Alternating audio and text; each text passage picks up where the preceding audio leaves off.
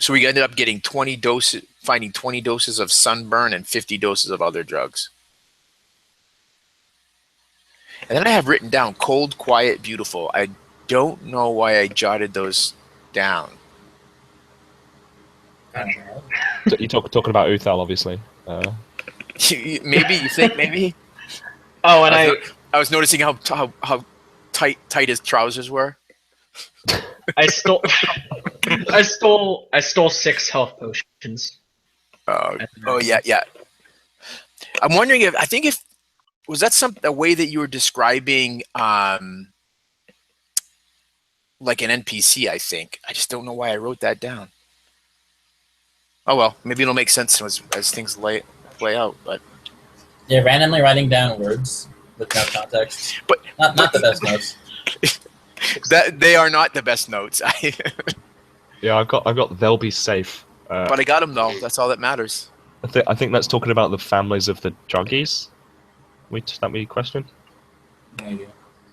Well, I'm gonna start the broadcast. Lionel, you can do a very brief recap with what you've said here, and then we'll get started at the drugstore as you guys try to find the Goliath who owns it. Okay. As soon as this goes.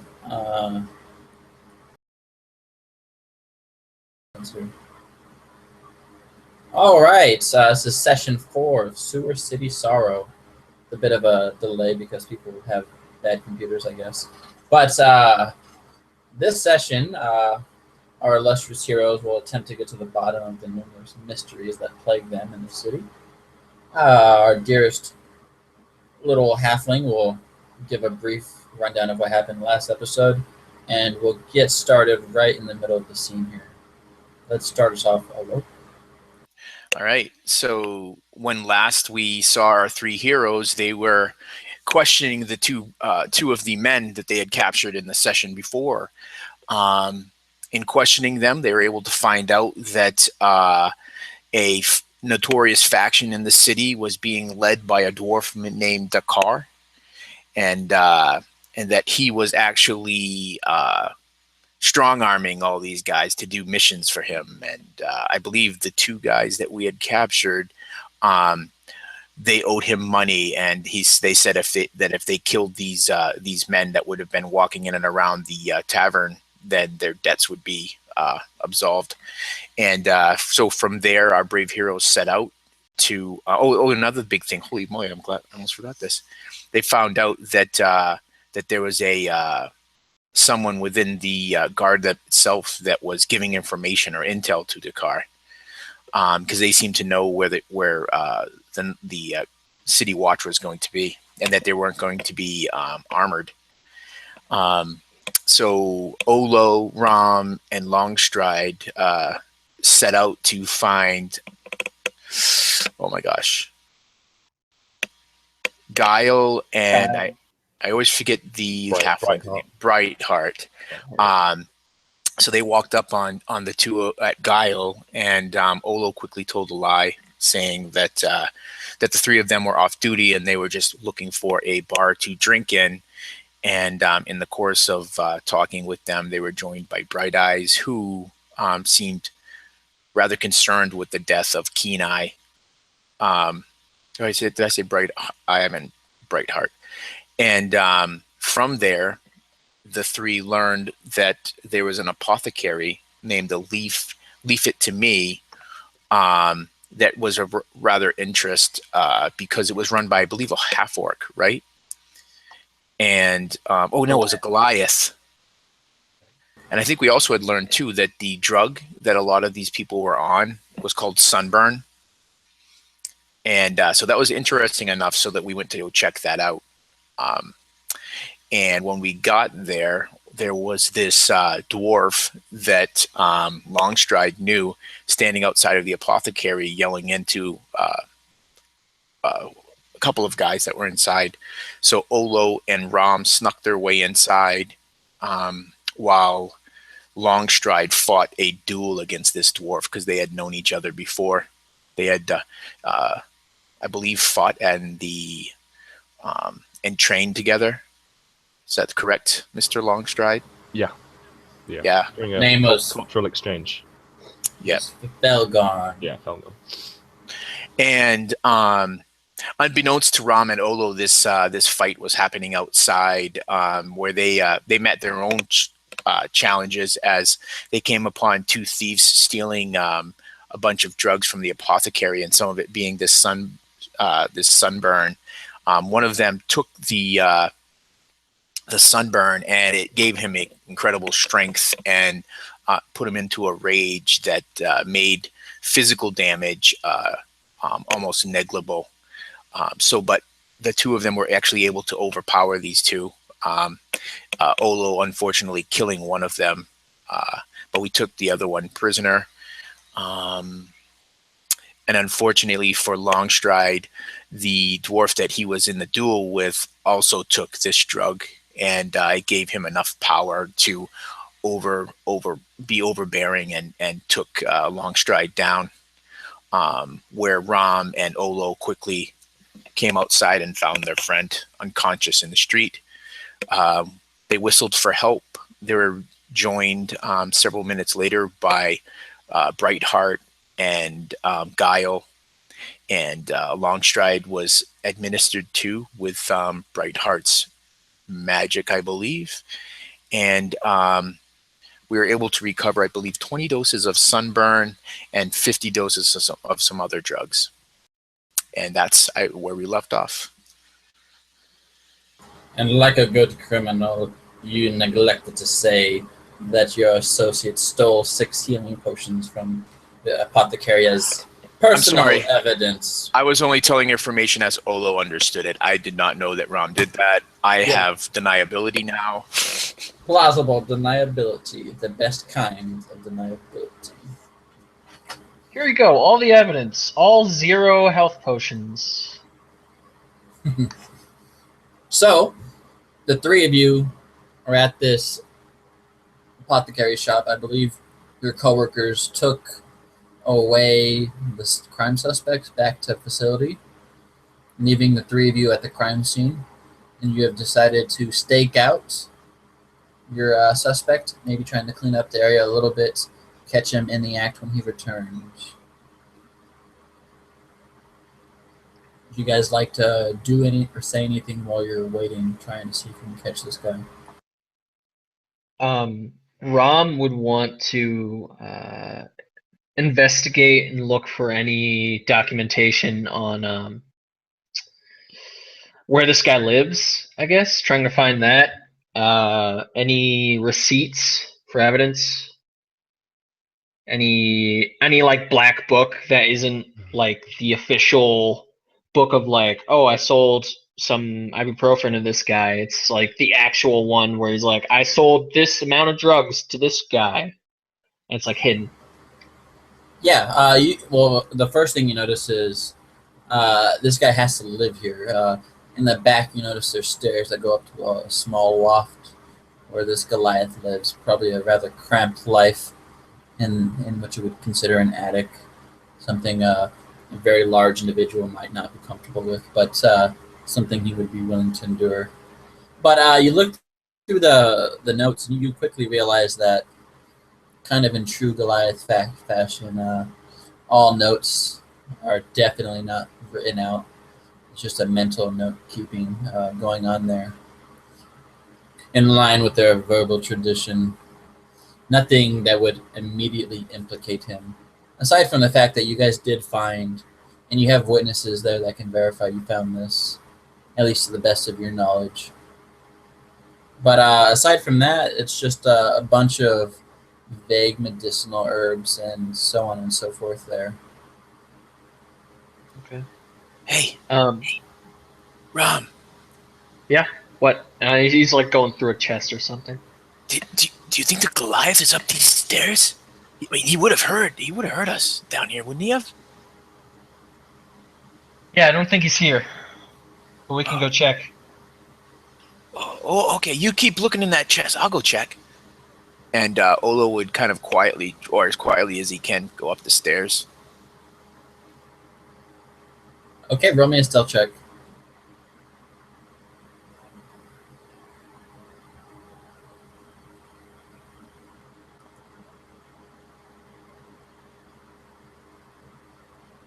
That is a 10. With a very impressive 10, you slink up there, knowing in your heart of hearts, nobody heard you. Except for maybe your coworkers who are totally eyeballing you as you walk up the stairs.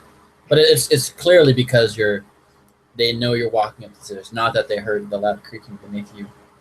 Of course As you- not. Olo's as a ninja. Yeah, you slink up there, your eyes kind of peering over the edge of the stairs, and you used to see this massive bed. You'd see there's like a dent in the ceiling, clearly from this Goliath just waking up in the middle of the night and just smashing his head against the ceiling. But beyond that, you look around and there's not really any signs that he's been here for the better part of the day. You imagine, obviously, he would be coming home to go to bed, hopefully anytime soon, unless he had a reason to believe you guys were here and didn't come. All right. So Olo is going to look for anything that catches his eye up here and start rifling through it, but only because that's his duty. No other Oh, reason. well, of course. Well, you look through there and you notice there's just a regular bed. The bed itself isn't really worth too much. It does have surprisingly soft silk bed sheets, but beyond that, there's nothing of any particular importance here. You know that Goliaths live a particularly Spartan lifestyle, and the fact alone that he has silk bed sheets would be unusual enough in and of itself. But beyond that, nothing of any great value is here, at least in his personal home. Clutching his side and stumbling into the shop and limping, Uthal will go over to the sort of behind the counter and have a look through the various herbs and just seeing what inventory this guy actually has. Yeah, roll me a nature check.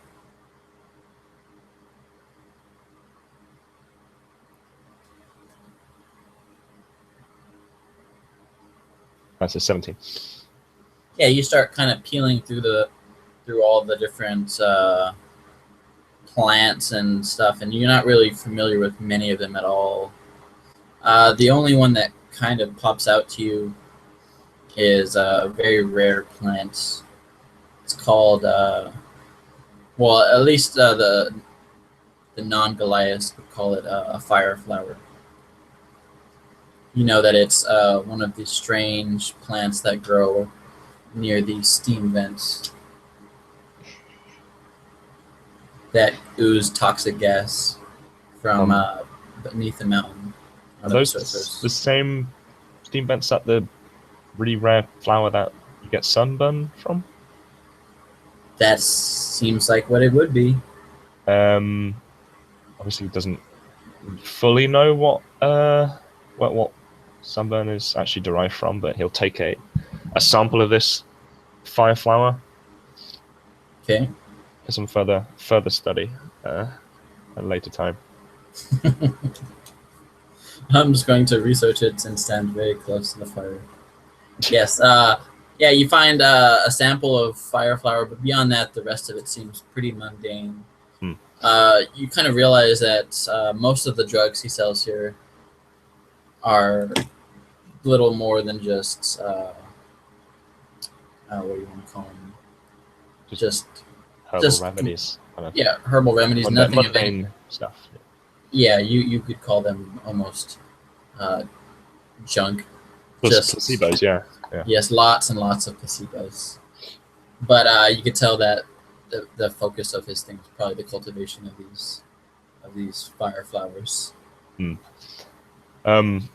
So attempting to go upstairs, he's gonna sort of tap along some of these walls. He's looking for sort of a secret part of the room. If this guy's actually growing anything in this building. Yeah, roll me a perception check.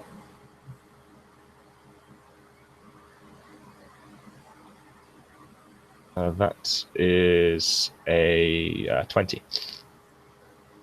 Looking about, but as you're looking, it kind of pops into your head. Now, this is a very rare herb, and it would be borderline impossible to grow it in this type of house.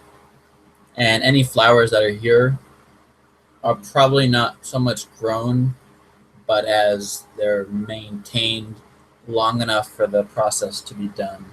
Because, these things, strangely enough, either feed on the poison or are maintained by the heat of these vents. And without like a very highly specialized greenhouse or botanist facility, there's no way this guy could possibly grow this here. Okay. How long should we wait here? I was going to say to probably Olo if he's upstairs. Yeah, I I'm think we upstairs.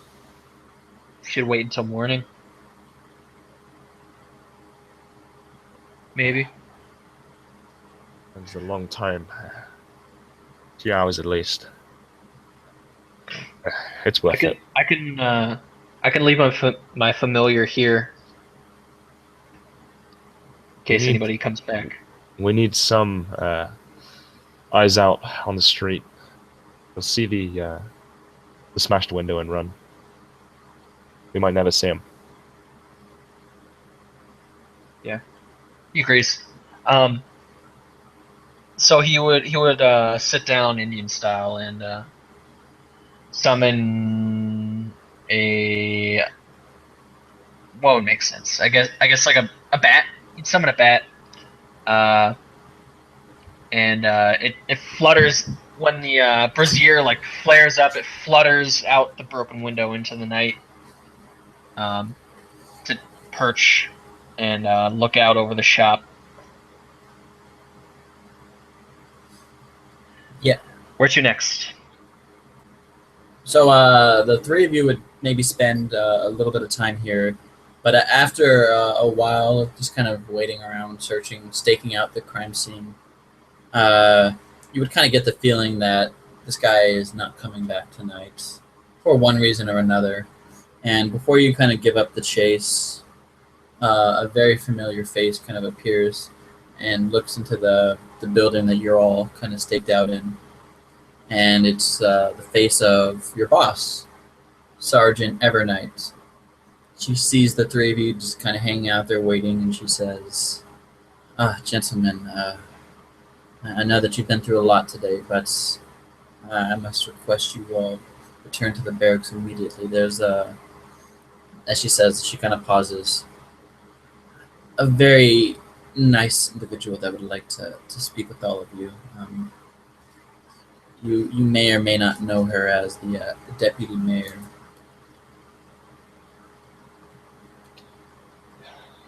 Rom just kind of looks to the other two and just shrugs his shoulders. All right, boss. Yeah, All let's go back. I need to sit down. And she looks to Rom specifically. I would be very careful with what you say to her. She's not nearly as nice as I am. But nothing bad will happen. But you can trust me. And should I try to obscure myself in some way? Does she have an issue with elves or what? I don't believe she does. She's just a rather intense individual. All right. Yes, she's does not like disrespectful people. I'm not disrespectful. Uh, Says indignant. I'm not here to. And she kind of pauses, trying not to be rude back to you. Yes, you are just assertive. And she kind of guides the three of you back to the barracks. Anything you guys want to do on the way back, or I'm just going to skip ahead? Just skip. Okay, so the three of you return to the barracks. You see a very, very tall, very, very powerful looking human woman with very dark skin, black hair, and frigid blue eyes. She's almost 6.5 feet tall, just a gigantic, powerful specimen. And she immediately turns to look at the party. She looks down on Olo because he's a halfling, of course. She looks across to Rom, and then she looks over to Uthal. But as she looks at Uthal, her eyes simply drift up to look at him, and you kind of get the idea that being the tall, powerful person she is, she kind of almost refuses to crane her head up to look at you, almost like she's on a power trip or of some kind. Well, Uthal will hobble over and sort of look at her like he wishes to sit. And she kind of gestures to a chair. She kind of moves her hands out from behind her back and places them at her waist. And she kind of smirks. And you can't see much of her. You just can see her face beneath her helmet. She's wearing full plate armor. Very, very ornate full plate armor. Like, this is a very important person. And she kind of slows her look down upon you, and she kind of decides to eventually speak. And she says, "Sergeant Evernight speaks highly of you three. Interesting that the smallest among you is the most highly praised. I suppose that size isn't everything, though. I will put in a good word for you three. I've heard that every watch here needs 2 corporals, and yours has none." And as she says that, you hear Corporal Laggard cry out from behind her, "Oh, you can't do this to me! The mayor knows who I am!" You hear him kind of cry out as 2 guards, also wearing full plate armor, lock these manacles on him. And you quickly notice that the 3 prisoners are shackled together, and then they're shackled to Laggard as well. And she glares over to Laggard, and you kind of just see her not getting mad at him so much as like she's disappointed. She says, "Mayor Ardor is visiting family in Shatan. As deputy mayor, I will investigate your transgressions and properly sentence you for all crimes, assuming, of course, you did them." And after she says that, you kind of see your associate kind of looks a bit defeated, knowing that perhaps his hookups are not going to be of any value in this particular situation. But after she speaks to him, this powerful and dark, ominous-looking woman leans in close and whispers to the party over here, and she says, "Mayor Ardor insists that an organized group of greedy elves is behind all the crime in the city here. I wonder if that is an exaggeration, or if the 2 elves that came in this morning for work were just unlucky. But if you 3 manage to capture Dakar, I might be able to get you a prime position in the government." And she points over to her very well-armored guards that are either her bodyguards or her enforcers, you're not quite sure. But they're the individuals standing next to her. She kind of looks over to you 3.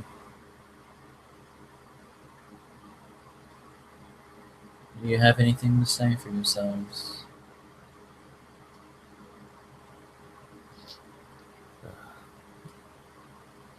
Dakar is on our list to find. Shouldn't be too long before we can get him. Well, it appears that you're on his list as well. And I've heard that his body count already adds up to at least, and she's counting on her fingers. Well, from what I've heard from your sergeant, at least 6. The people you replaced, and this, what was his name? Yes, Kenai, the other unfortunate elf. But I see great things in your future. Perhaps you will not be a disappointment like all of your co-workers. and she looks over to the kind of tired-looking Goliath, and she kind of walks over to him and she says, "And you, I heard that you got in a bit of a scuffle with the dwarf.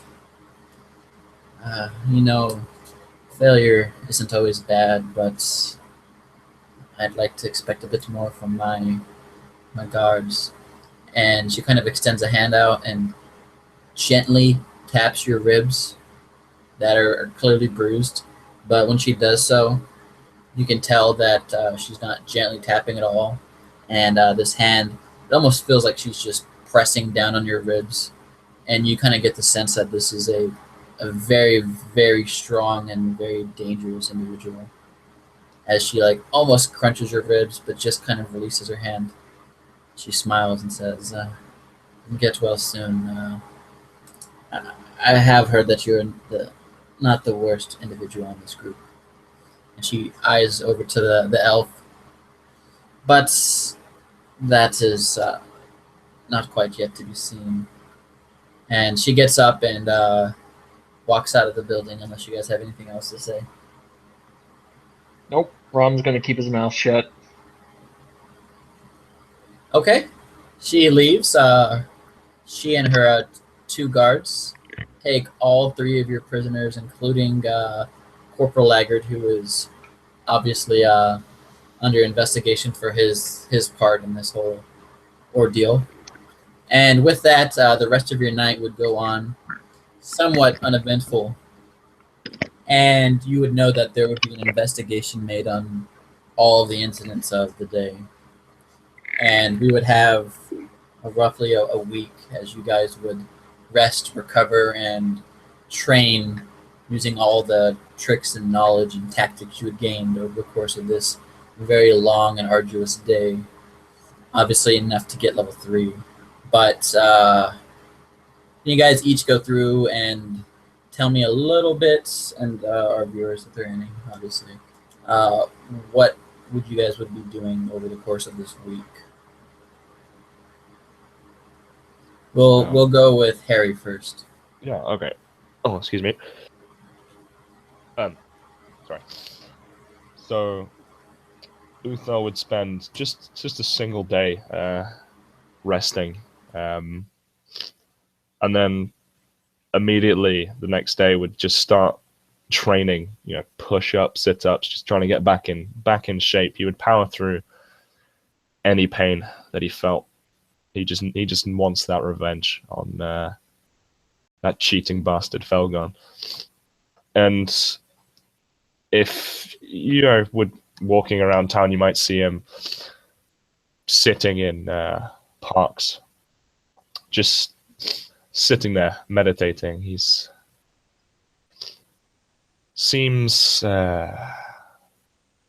like he's distracted by something when you ever see him. Maybe meeting him in a bar or something. Something's definitely troubling, although he wouldn't talk about it. And I think that's what we'll be doing, just training and meditating throughout the week. Yeah, Rom, what would you be doing over the course of this week? Rom would continue training in the yard. Probably training with Uthal. Trying to keep up with the much more powerful Goliath, but he's improving a lot. He'd also spend a lot of time at the library trying to find out what those symbols on the horseshoes mean. And in the process of that, he found some old spell books, and he was able to learn a few more tricks in his spare time. Just kind of like if anybody went to visit him, they would see him like experimenting on new spells in the middle of the library, much to the librarian's chagrin. And by the end, he probably would have gotten kicked out. But yeah, he's picked up some new tricks. Yeah, you would have been in one of the. There is one library in this section of the city, but it's very poorly maintained and just kind of full of extra books that people may have came across. There's no real rhyme or reason to any of it. Yeah, it's like spells for dummies and like but he managed to find like an old forgotten book that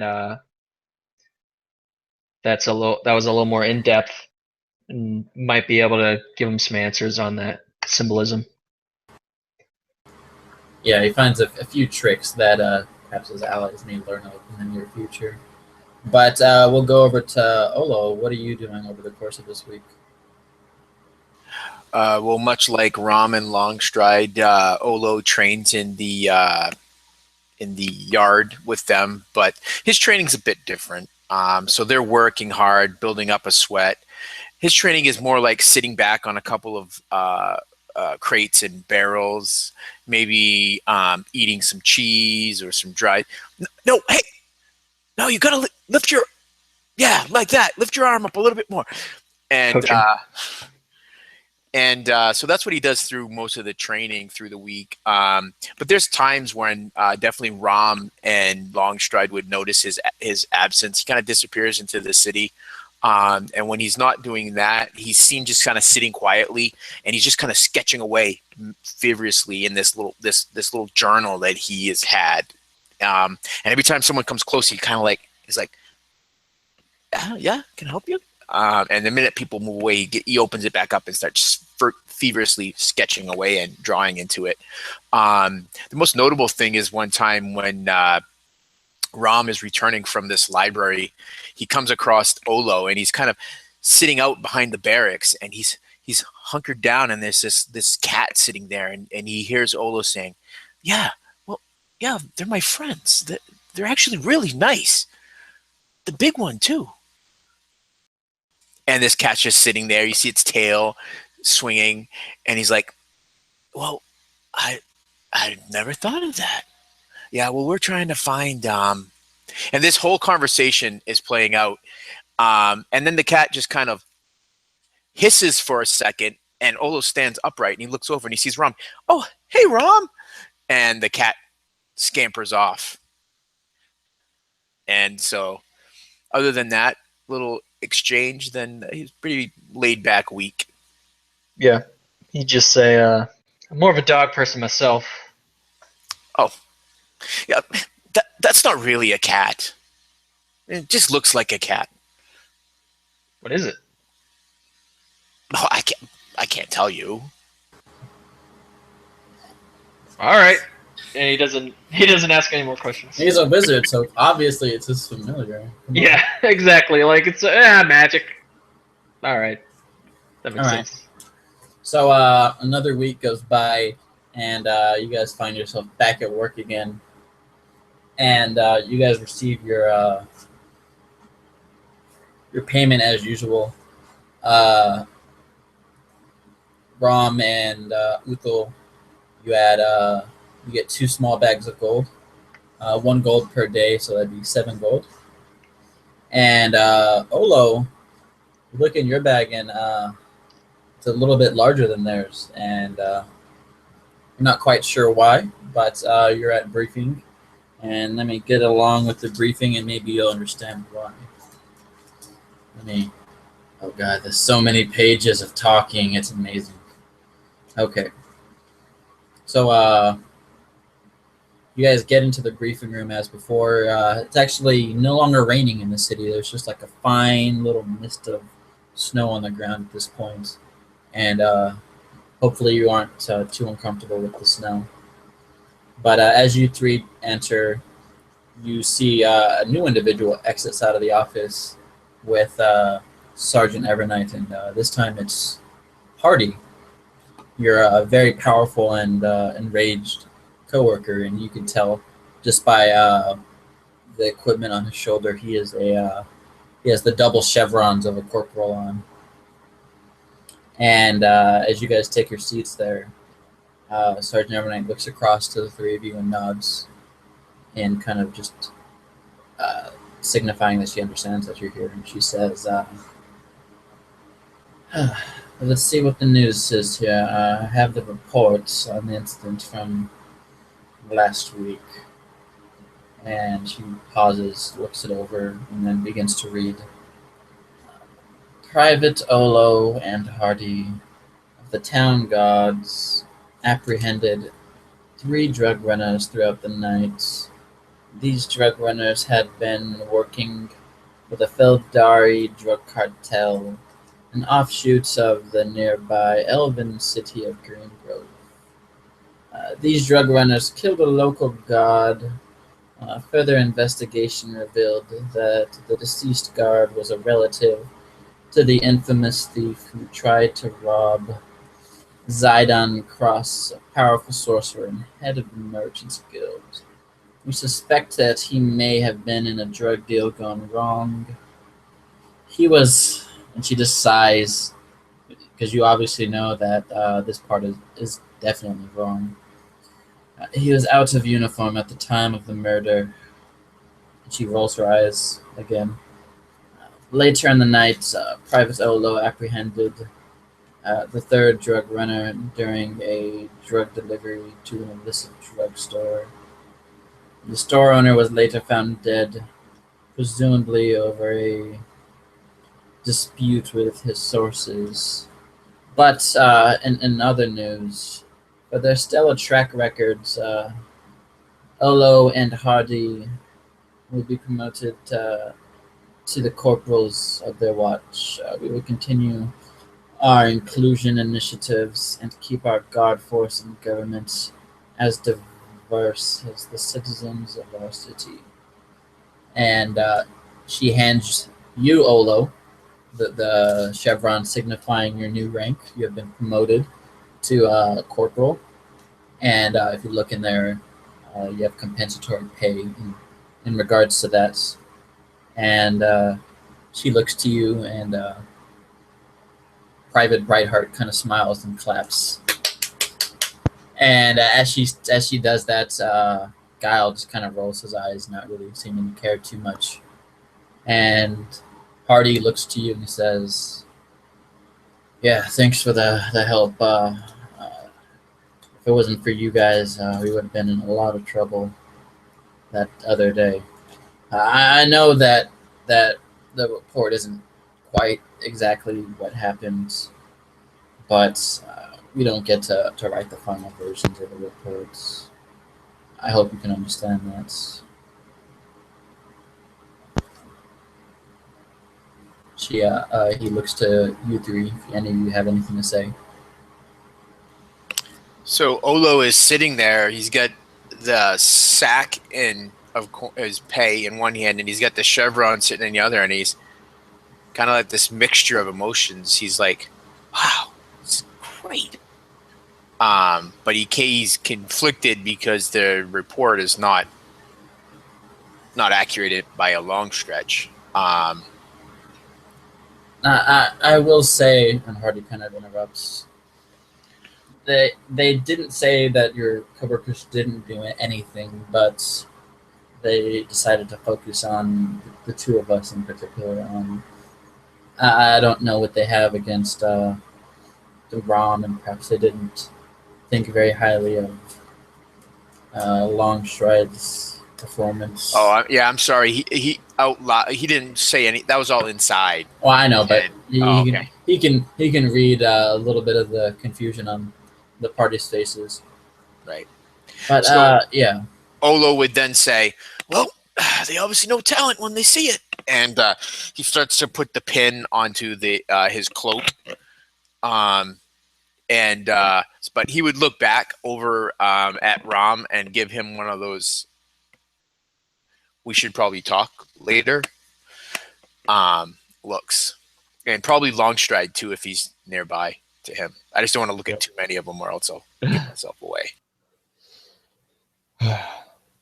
So, I've been meaning to ask, did you find any useful information from that druggie we got from the apothecary? Anything that could lead us on? Your sergeant kind of speaks up, and she says, really, you didn't say much beyond what the others said.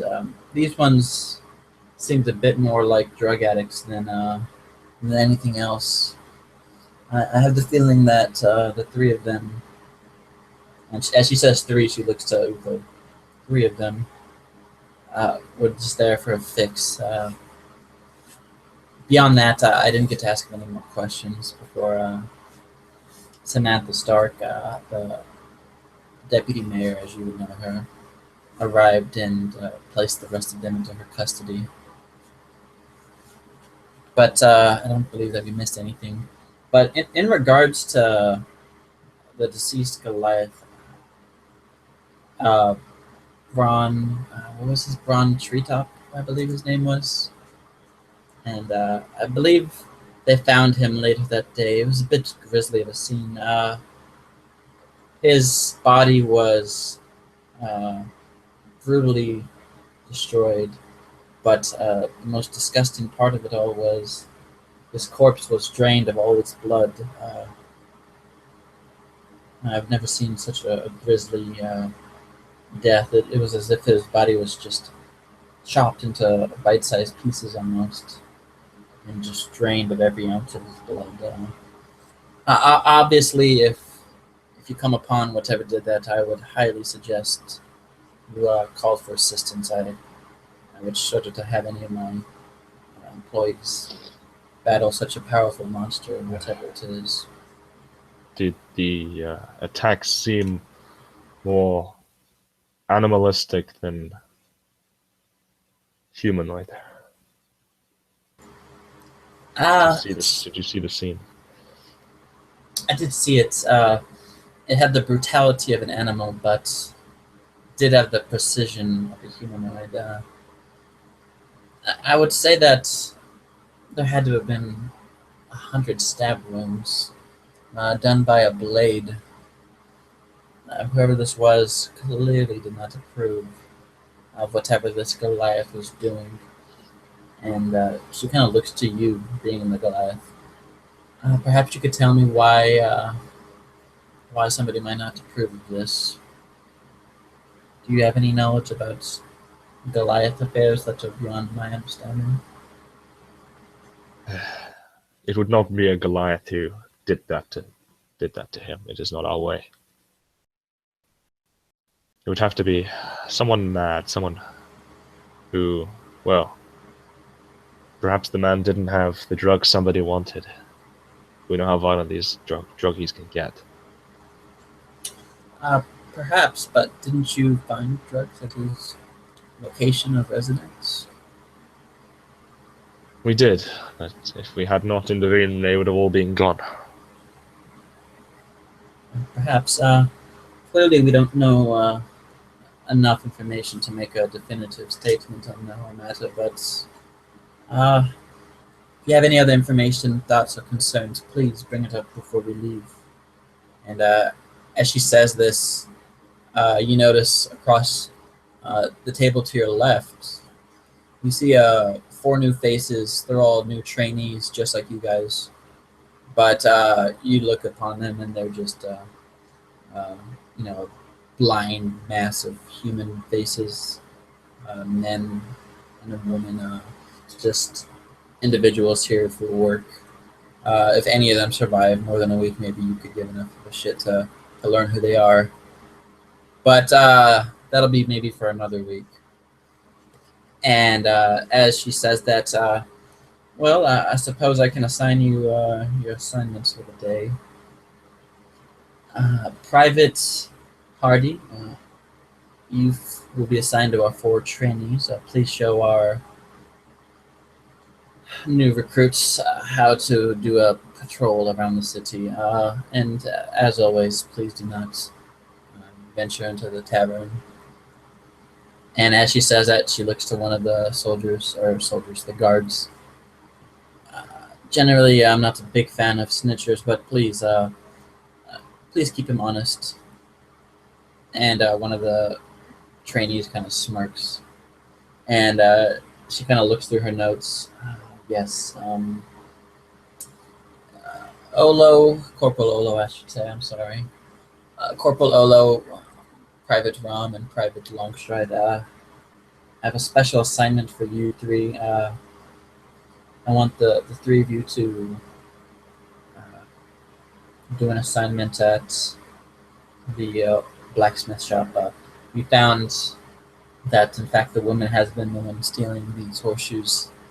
Your coworkers figured that out, and we're just trying to piece together the last reason as to why she had tried to visit this drug supplier. I feel like perhaps she's planning something. What it is, I'm not quite sure of yet, but once we find that, we can perform the arrest and stop whatever nefarious plot she has in mind. And last, but hopefully not least, Brightheart and Guile. Can the two of you, and she kind of nods to the two of them, can the two of you do a patrol on the south side of town? And they nod back as well. You are all free to go. And as she says that, everyone stands up, and she places a hand on the shoulder of Olo. Can you please tell your coworkers, your partners, to stand by after briefing? And as she says that, everyone begins to shuffle out, and quickly it's just the three of you left behind with Sergeant Evernight. Perhaps you can take a guess as to why I've asked you three to speak with me in private. Uthal nods. Well, I may or may not have lied in briefing. I have an understanding that you have concerns about your coworkers. Perhaps I can aid you in this particular endeavor. I know that you've had concerns about your coworkers spying on you and everyone in briefing and delivering that news to others. Your briefing part was a bit of a lie. You're actually going to investigate the area around the scene of the murder from the night before. I know that there is a location or two there that needed to be further inspected. Would you be able to handle that? Please don't tell anybody about this. Oh, mum's the word. Yes, it is. We're not going to tell anybody, are we, guys? See how quiet they are? Do you have any concerns, Corporal?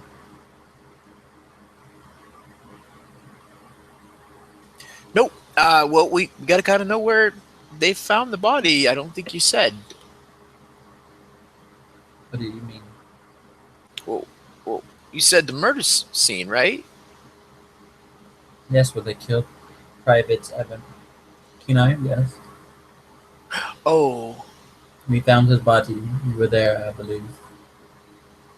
Oh, I thought you meant the body of the apothecary. Oh, no.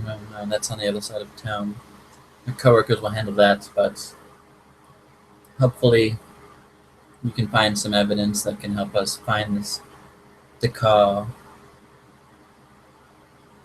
I trust that the three of you can handle this. I know that you have been getting a bit better. And she looks to the Goliath.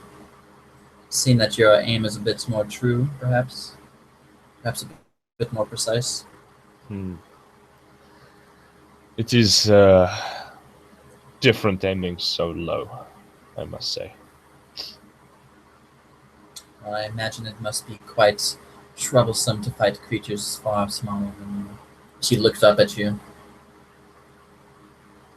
How tall were you again? Like 8'5". Oh, Jesus. Yeah, he's big. Someone is on the roids. She says, all right, well, you're free to go.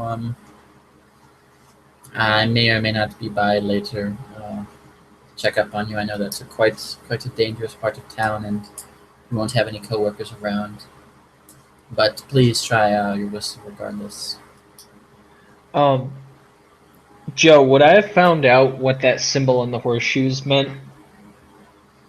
From what you know, it's just a magic rune pertaining to the divination magic.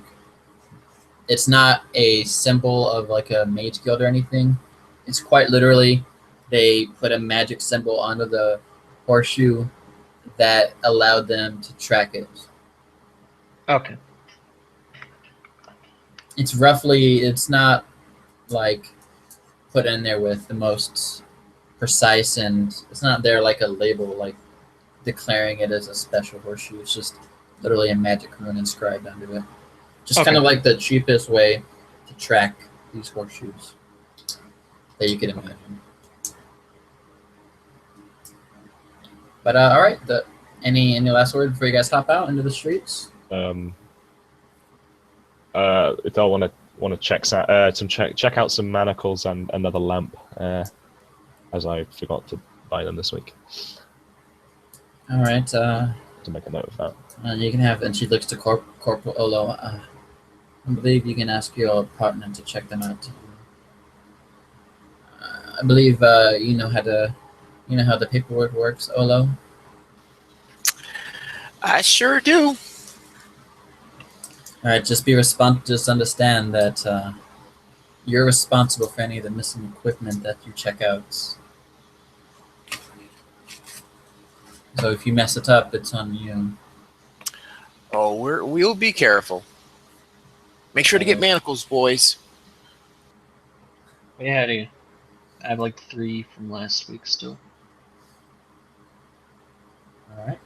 So the three of you check out all the appropriate equipment, and you head out into the elements. It's pretty chilly out here. Not like deadly chilly, but it's definitely enough to be discomforting throughout the course of the day. The Goliath is mildly concerned that his allies may freeze to death, but he's definitely okay out here. Yeah, you see Rom just like rub his hands together, and they kind of glow a little bit, and he places one on his chest and one on Olo, and he uses prestidigitation to make our coats kind of like heated, I guess. Yeah, you find yourself casting that very often, and it's almost tiring to cast this cantrip so many times throughout the course of the day. And you do walk past a coat store at one point. Yeah, you do have that that desire in the back of your head. Cold weather outfit would be amazing right now, but it's up to you guys.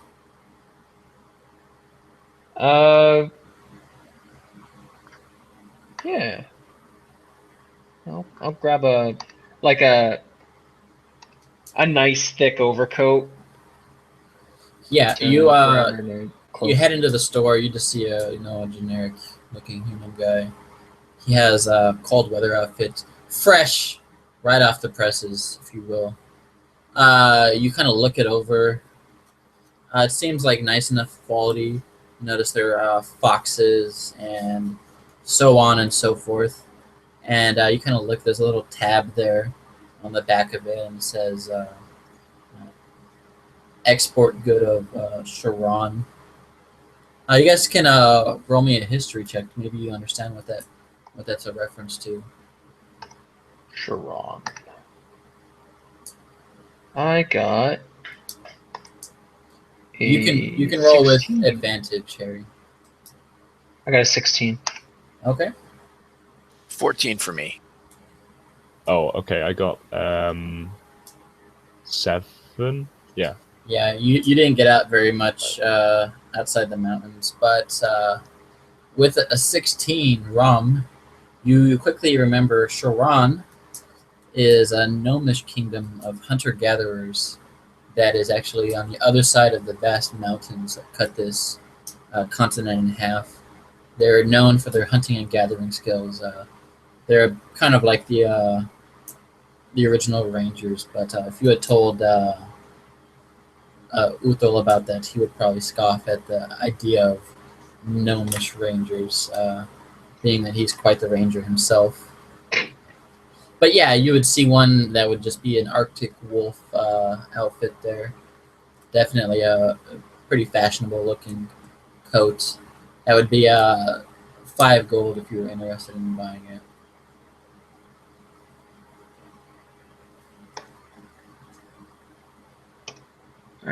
Yeah, he'd pick out a coat that's like the same color as his hat. What color is your hat? One.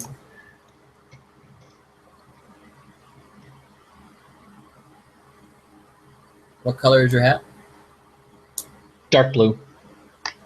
Dark blue. I don't know of any dark blue furred animals. Perhaps you could enlighten me. Oh, it's fur on the outside too.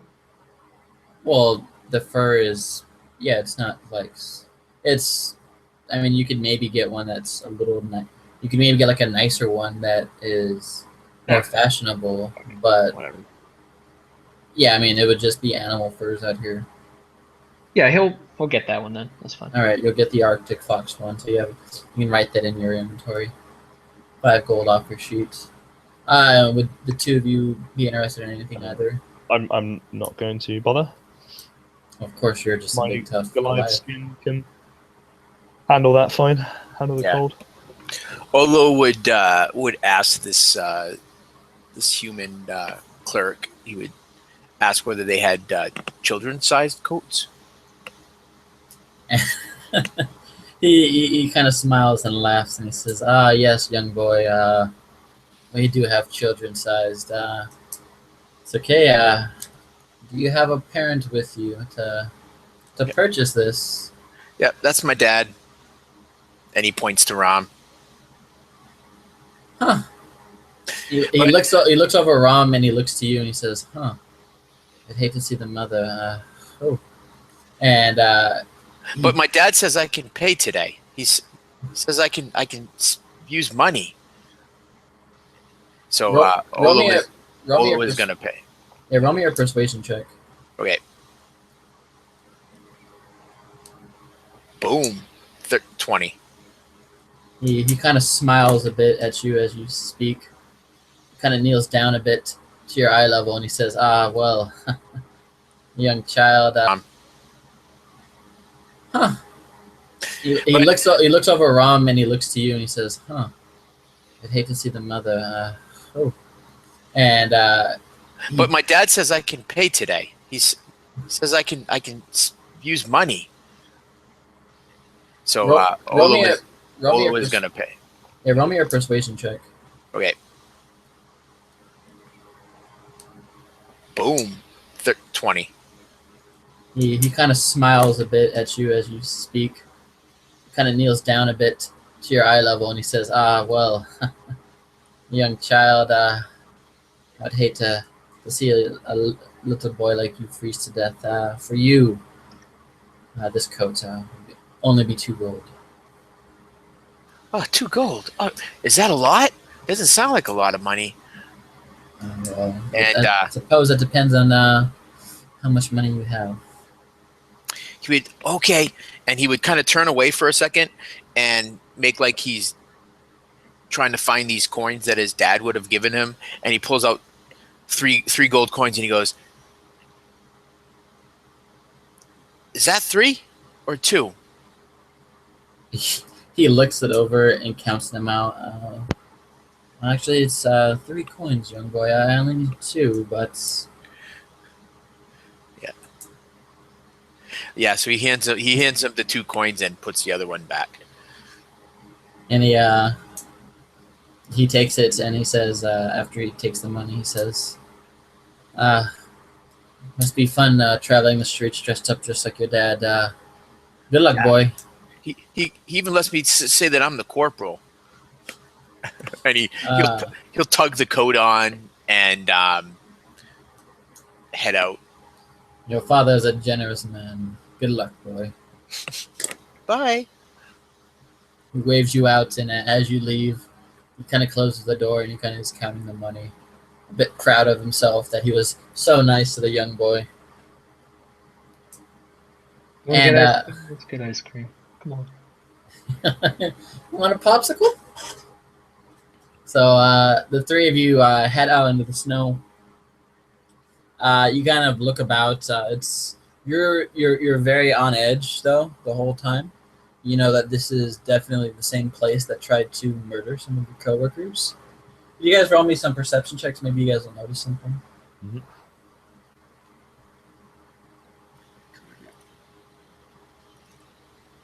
That is a 19. Nat 20 for me. Yeah, you notice kind of out of the corner of your eye, Alo, you see this old man. He's kind of hobbling. He's kind of shaky. And out from kind of the shadows, you see an individual kind of snatches this guy and drags him off into this alleyway. And before he can even cry out, you don't even hear a noise come from him. Oh my, oh my, oh my goodness! Did you guys see that? They just grabbed that old man, and Olo's gonna start like running off in that direction. Yeah. Uthal will follow, drawing his axe and shield. All right, Harry, Rom, what are you up to? You gonna follow right after him? You're muted if you're trying to talk. I think his headset's running out of battery. Can you hear me? Yeah. Yeah, he'd look a little bewildered, but when he realizes what's going on, he'd follow. Yeah, you would. Cast mage armor.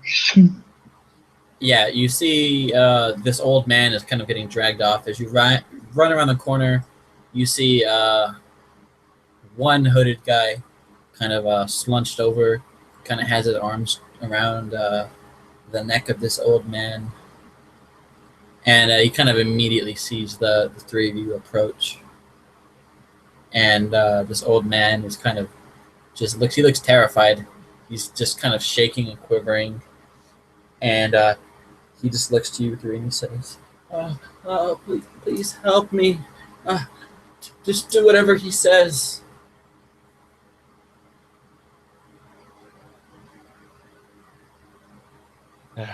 Stop right there. Leave the old man. And as you say this, the hooded figure doesn't raise their head to look at you. But you hear a voice kind of come out from beneath. And it says, you know I can't do that. This man, he owes me a lot. I need payment from him. And to be fair, it wouldn't be a fair fight if you got involved.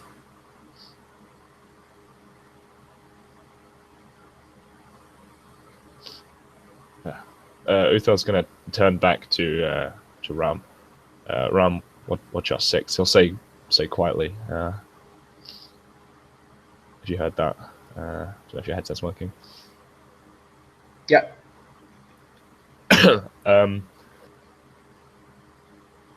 Excuse me. The old man's not going to be able to pay you with a knife to his throat. Why don't you just leave him be? He smiles. You can't see that he's smiling because he has a hood on. And he kind of raises this knife up to the guy's throat. And you notice something a bit strange. You see blood is dripping from this knife. But there's no visible cuts on this old man yet. He says, "Oh, he has plenty to pay with. You all..." Cast hold person on him. All right, go for it. Yeah, when I see him raise his arm with the knife with blood on it, like he thinks that he's about to stab him, and he's like, he has plenty that he could pay with. He thinks he's gonna stab him, so he's gonna cast hold person. He has to make a wisdom save. What's the DC? 13? Oh fuck. Yeah, he passes. Yeah, you cast a spell on him, and you sense that maybe for a second he reacts to it, but no, he doesn't even flinch. He's completely unmoved by your spell cast. And he says, "Well, I wanted this to be a fair fight, but I guess you want it the hard way." And as he says that, out from you hear the shuffling of feet behind you guys. Roll me perception checks, guys. 10. 16. Natural 1. I am now blind. Yeah. What's your 6, Ram? God damn. I see nothing. Yeah. So who had the highest? I had a 16.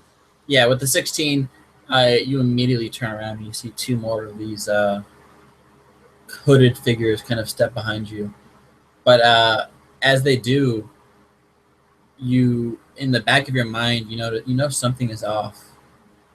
And the old man that had a knife to his throat kind of smiles as the blade begins to drip with more blood, and the hooded figure that was holding the knife to his throat takes a step away, and he says, "You guys will do nicely. I think the three of you will have far more blood than that silly old Goliath." And as you see this guy speak, the three I hooded blew the whistle. figures. Yeah, you blow the whistle immediately, and the three hooded figures remove their hoods, and you see ghostly copies of this old man. They look exactly like him, but their features are shadowy and dark. And he says, "What is the word for this? Yes, you have walked into my trap." And as he says this, everybody roll me another perception check real quick. Okay. 8. 10. You activated my trap card. Yes, you good boy. My Millennium A Eye 12. saw right through it. Yes, none of you know what's going on immediately. As he says that, though, you quickly notice that all four of these individuals have knives, and they're all dripping with blood. And he says, in his low voice, "Roll initiative."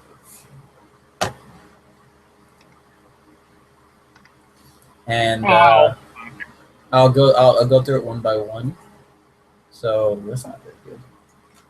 I'm gonna use. I'm on. I'll save my fif- inspiration. I think. 15 is my initiative.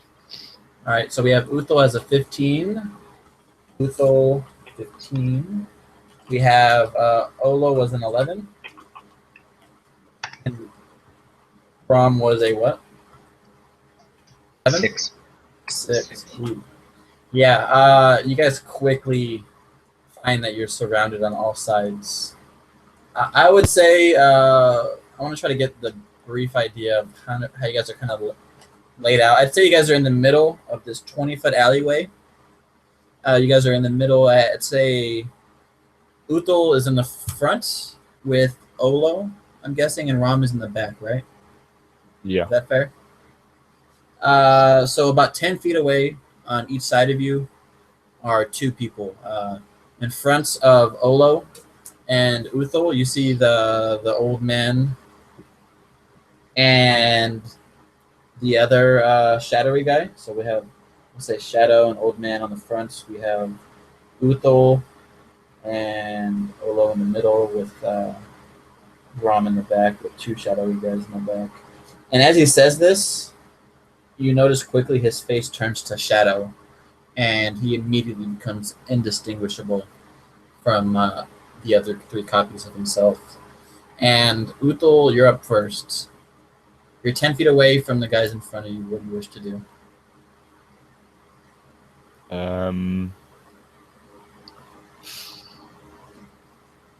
I whip out a hand axe and throw it at the the shadowy one. Yeah, you have the shadowy guy that was standing next to the seemingly normal looking guy. So you attack the shadowy guy? All right, Yeah, go attack for the it. shadowy guy. Oh, excuse me a second.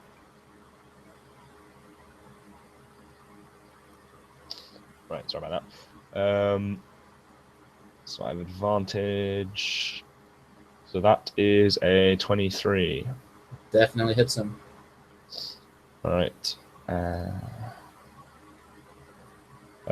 That is 5 points of damage. Okay.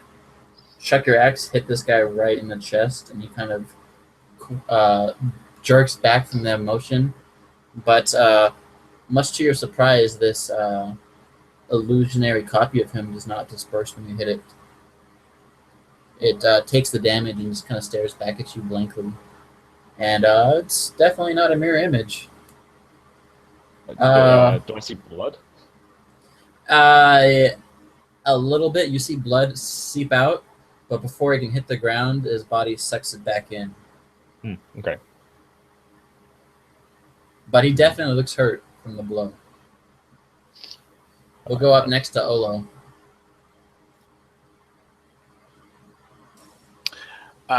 Olo quickly pours some water from his water skin into his tin cup and douses it over his head. And as it does, much like the other evening, it just kind of almost crystallizes with like ice over his body, and then it fades. I cast Armor of Gathis on myself. Agathis, yes. Agathis, yes. And I would probably stand close to. Okay, this is what I would do. This is what Olo would do. So he'd come up like side by side with Rom and say, "Don't worry, Rom. I'll protect you." Are you gonna take a step, kind of standing side by side him? Yeah, probably. As you move up to stand beside Rom side by side, Yep. you step down on the ground, and you feel a spiky growth just stab you right through the foot, Ouch. and you take 1 piercing damage. Okay, yeah, and it doesn't seem like it really causes me any real physical harm as I do it. I'm just like, ooh. Yeah, you kind of can hear the cracking of your armor a little bit, and roll me another perception check. The others don't really notice this immediately. That's a 9. Yeah, you look down and you just kind of see that you stepped on like a piece of broken glass or something. You're not quite sure. It definitely hurt. Yeah, But and it's beyond like that, it's got like a thin coating of ice across it. yeah, for sure. And up next is the old man. He kind of coughs and hacks and wheezes. The other 3 copies of him kind of coughing and wheezing at the same time. So let me move this here on my charts. Boom. Okay, so the 2 shadowy figures in front of Uthul kind of nonchalantly walk up. And the original shadowy guy lifts his dagger up and he lunges right at you, Uthul. Okay. What's your armor class? 19. Yeah, he easily misses. You see the blade just swipe right past you. And then the other shadowy figure next to him, the one you think is the original one, but you can't be sure at this point, he raises his weapon up and he slashes at you as well. And my mouse just loves to double click. 12 is going to miss you, I'm imagining. Oh, wait. Does the one that I threw an axe at still have it in his chest, or did he take it out? No, it hit him and fell on the ground. That fell in. Okay. So your axe is behind him at this But time. I don't see any wound. It's just disappeared. Oh, no, the wound is there, but there's no blood coming out of it. You seem Yeah. like, Oh, so I can tell the difference then. for now, yes. Between them, yeah. Yeah, for sure. And as soon as you kind of get that into your head, that's how it looks like. You quickly kind of notice that the others kind of mirror an image. They kind of their bodies kind of change and look the same as him. And you kind of quickly realize that it's going to be, you can only mark these guys for a very short period of time before they look the same. And behind you two, the other 2 guys rush up and they take swipes at our 2 wizards. Okay. The first one against Rom.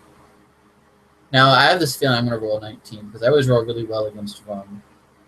And you're muted. Oh, wow. That's maybe not that good. It's not quite a 19. Yeah, not quite. He kind of awkwardly fumbles around. This ghost, he takes a stab at you and he falls down on the ground. And before you can even react, his body kind of poofs into dust and appears again right in front of you.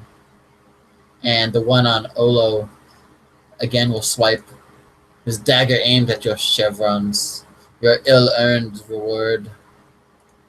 And, oh, that'll definitely hit. Ouch. you see this blade just stabs right into your body, and luckily it's just a dagger, you think, right? And as he pulls the blade out, you can see it's just dripping and oozing with blood. As you take, this just as a fair warning, if I roll double dice, that's just my mouse being shitty. I don't know how to fix it. But you take 5 damage. Yeah, so as he drives this dagger, thinking he's going to gut Olo with it, it almost like this sheet of this, it spreads of ice kind of explodes out across the dagger and up his arm, causing him 10 points of damage, of cold damage.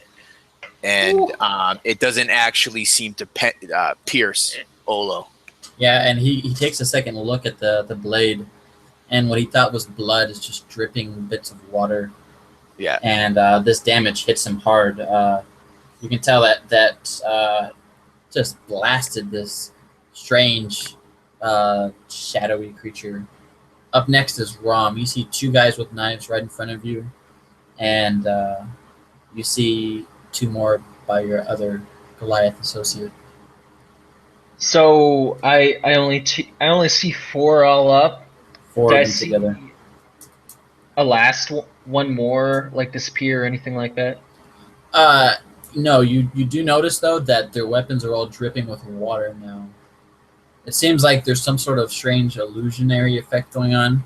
Whenever something happens to one, they all show it. Whether or not they actually feel it is another thing altogether. Okay.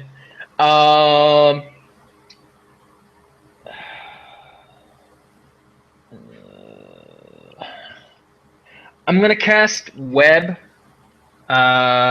centered on myself. Doesn't that hit friendly targets as well? It's gonna hit everyone. So we all have to make dex saves. Okay. Thanks. What does it do? If you pass the dex save, You're not restrained. like, yeah. Yeah. This is, Okay. This is a great move. Ye- Wait a second. As you cast this, you quickly kind of realize the folly of your ways, and these old men move with surprising speed as you try to TPK the party. I For got no a apparent 15. That's definitely enough to pass. What does Olo get? I'll use my Olo my passes. inspiration on that. 21. Okay. Okay. You pass, right? Ron? Yeah, I pass. All right. The 3 of you managed to avoid the. I beat my own spell save. Yeah, the 3 of you managed to avoid the spells, but you quickly kind of realize that these webs that burst up onto these spectral figures, they definitely affect them, but not as well as you would hope. All right. What's your DC? 13. Yeah. They all resist it. Shit, really? All of them resist it. Yeah. You kind of quickly realize that these old men are not old at all. They're surprisingly fast and nimble. Well, it's still And- there, so and they they have to seem- make a dex save if they want to move. Okay, sure. And you also notice that they're surprisingly resilient against magic. Up Oh. next is Olo. All right. So the one in front of me that got frozen, Olo's going to yell out to all of them because they're all fairly close to me, or us, I should say. And he's going to say, "Wait, wait, we're all friends here. No need to stab anybody with daggers." And I'm going to force them all to make DC 13 Wisdom saves, or be charmed by Olo. What ability is that? That would be my Fey presence. Yeah. As you use this Fey presence, I'll let him roll. Fuck it.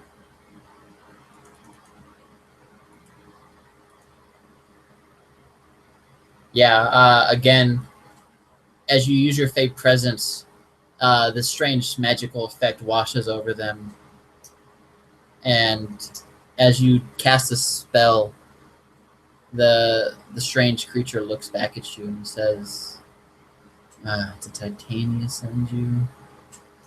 It's very cute of her." Well, it's not actually a spell.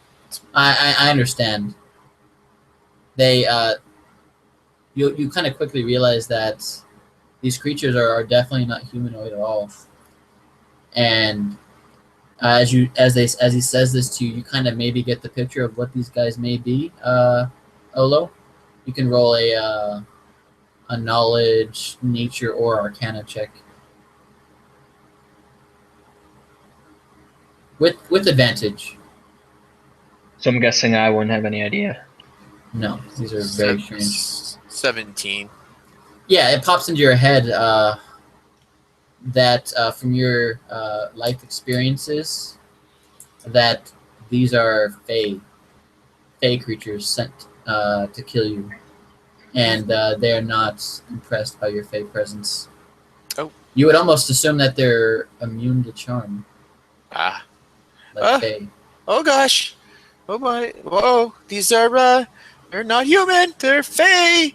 He yells as he's ducking a swing from one of these guys' daggers, and that's gonna end his turn.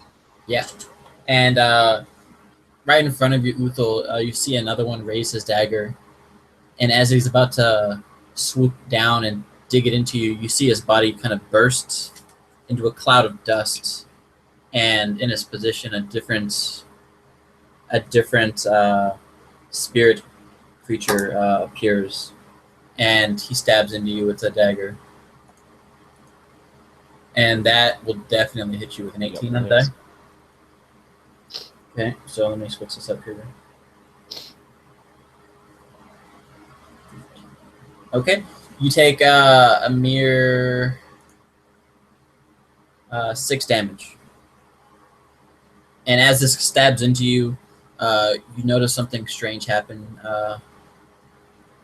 This very unusual looking object that you didn't quite notice before on the head of these individuals, you notice there's a transparent, almost invisible cap upon their head, and it kind of changes from an invisible color to a bit of a red color, as you can almost see the Goliath's blood kind of drain into their bodies, and the blood begins to drip more viciously from the blade. And they look very pleased with themselves. Yes, this is a great offering. And on the other side of the group here, you're going to have these two individuals stabbing at Olo and Ram. The one stabbing at Ram will roll his attack. I don't think that's going to do it. That'll be 12 is going to be a miss. The one on Olo will also miss with a very impressive 8. And the last one in front of you, Uthal, he'll swing at you with his very bloody-looking dagger. Oh my god, these dice rolls are just outstanding. That'll be a 10, so that'll miss you as well. You just see these 4 ghostly figures just stabbing at you, unable to injure you. And as the old men all kind of miss, you kind of notice almost in unison, all of their heads kind of begin to contort, and just literally you hear the sound of what sounds like bones cracking, and they kind of just stare at you with dead, lifeless eyes, and they just say, "Soon you'll be a part of all of us."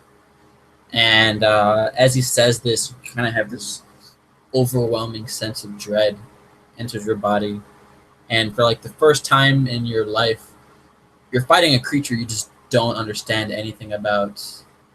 And all of you have to roll wisdom saves.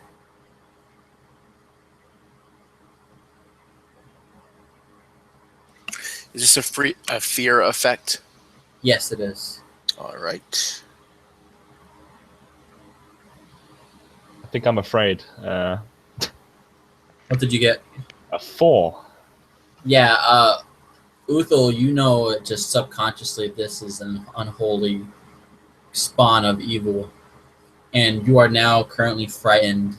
You are surrounded by hell spawn, and they seek to drain you of your life essence and use it against you. Also, did I miss out my turn? Because I swear I went before these guys. They've already attacked twice. Yeah. Did you get skipped? I think 'Cause I have Olo. initiative 15, right? I think Olo actually jumped ahead of you. Yeah, that's yeah. You're up next, actually. This is right before you get feared. Yeah. My bad. I'm gonna attack the same one that I was attacking. Yeah. Right. That's a low, very low. 9. 9 is not going to do it. Yeah. Yeah. Oh, anyway, I'm afraid. Yeah. So you're sitting there, kind of shaking and quivering in fear, as these creatures all attack at you, and we'll go up to the next person here in initiative order, which I believe is Rom. You see, I see a lack of Dan Schemmel in his chair. I think he didn't make his save, so he thought he actually literally had to get up and run from his computer. Yeah, he's very good. He's very dedicated to the role play. Yeah. I appreciate it. He gets into character. I'll give him that. All right, he's back. Aha! He made his save. All right, so you just saw your Goliath friend begin to quiver in terror at these eldritch abominations as they kind of suck up his lifeblood and become ever the more powerful.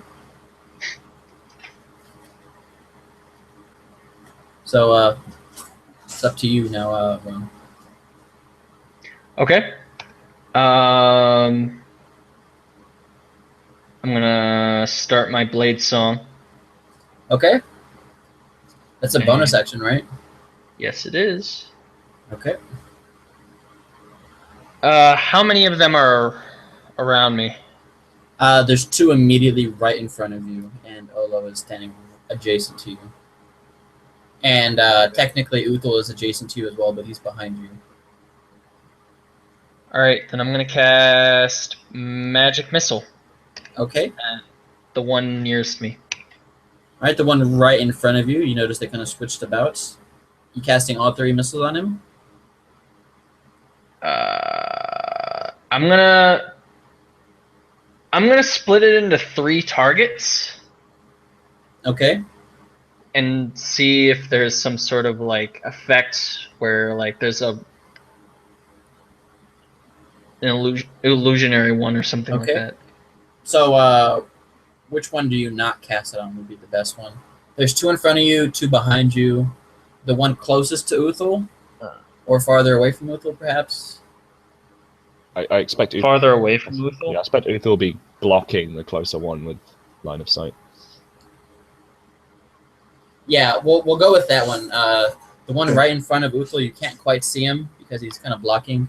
So roll your damage for all 3 of them, and I'm going to go kind of clockwise and dole out damage that way. Okay.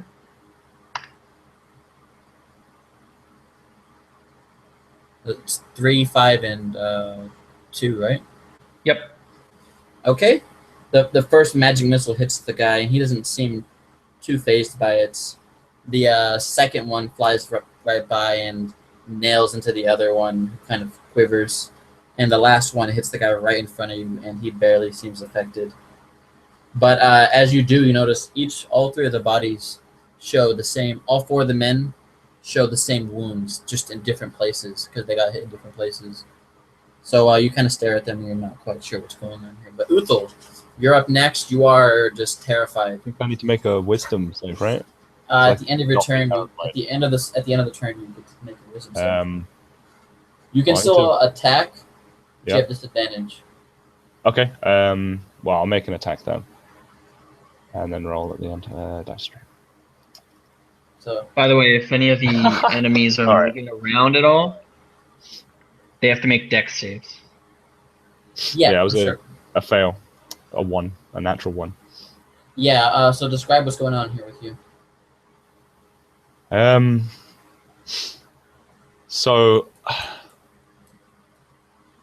he's trying to like sort of move around on his feet, trying to sort of keep away from these things, and he's getting caught on this webbing, and he just ends up sort of swiping randomly and leaving him just wide open for any attack.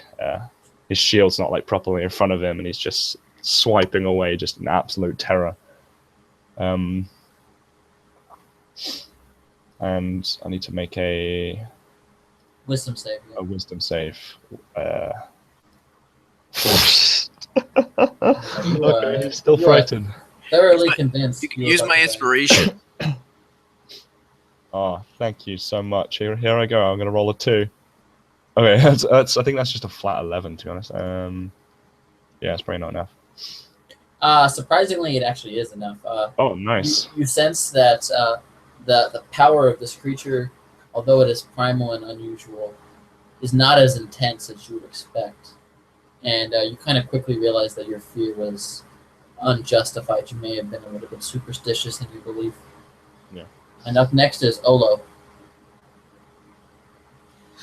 So Olo sees Longstride shaking a bit, and he goes, "Don't worry, be brave." As that's me giving him my inspiration, and he quickly looks at the one that's in front of him that tried to stab him with the dagger and got the ice, and he goes, "Haviskata," and he moves his hands in this way, and then he goes like this at the end, and I just cast Hex upon him. And the ability that I'm going to impact is his dexterity. Okay. Yes. Yes. He has disadvantage on all dexterity saves. And Dexterity ability checks. Not saves. That checks. oh yeah, ability checks. Sorry. And I am going to. Then he snaps his fingers as a bolt of arcane, green arcane magic lances out into his face. Hopefully, That's an Eldritch Blast, Alright, you have disadvantage? because I'm close. That's still going to be man. a 16. Yeah, you look like you line your finger lines up perfectly. You're aiming for his head, but he kind of ducks and weaves out of the way at the last second, and the blast just shoots him right in the shoulder blade. Kind of see the thing blow through his shoulder. How much damage does that do? Okay. Let me roll it. 13 Woo! force damage. Yeah, so your thing shoots through, and you just kind of hear a ghastly cry out. Oh wait, Yes. I got another D6 of necrotic damage from my hex. So 17 points Yeah. of damage all up. You immediately just evaporate this shadow. It kind of just howls out and just shatters. And you quickly notice it is deceased or defeated for now. Okay. And up next are the spirits here. The one right in front of you, Uthal, that you have been a little bit scared of, it kind of cackles at your fear and it says, "Don't worry, it'll all be over soon." And he just lunges right at you again, senses that you're not able to defend yourself properly. And that's a 20 to hit. Yeah, that hits me. Again, that hits you for 5 damage. Okay. And as it hits you, you see the blood on all of their weapons begins to drip more fiercely than before. And the one right in front of Ram stabs at him. I cannot roll against Ram to save my life. Okay. That's 13 is not going to hit you, right? What's your armor class? 19 at the moment. 19? Mm-hmm. Lights on. Blade Singer! Some wizard bullshit over there. Okay. Wizardry. If you really power is game, that you get big? to 22. So you do that, and the last one kind of smiles at Uthal and he says, "Don't worry, I'll put your blood to good use." And he lunges right at you as well. And this one, the blade, as it hits you, it just slices through your skin like just the most easy to course through butter it's ever tasted. And it just, you see the blood kind of ooze out of your wound as he stabs you.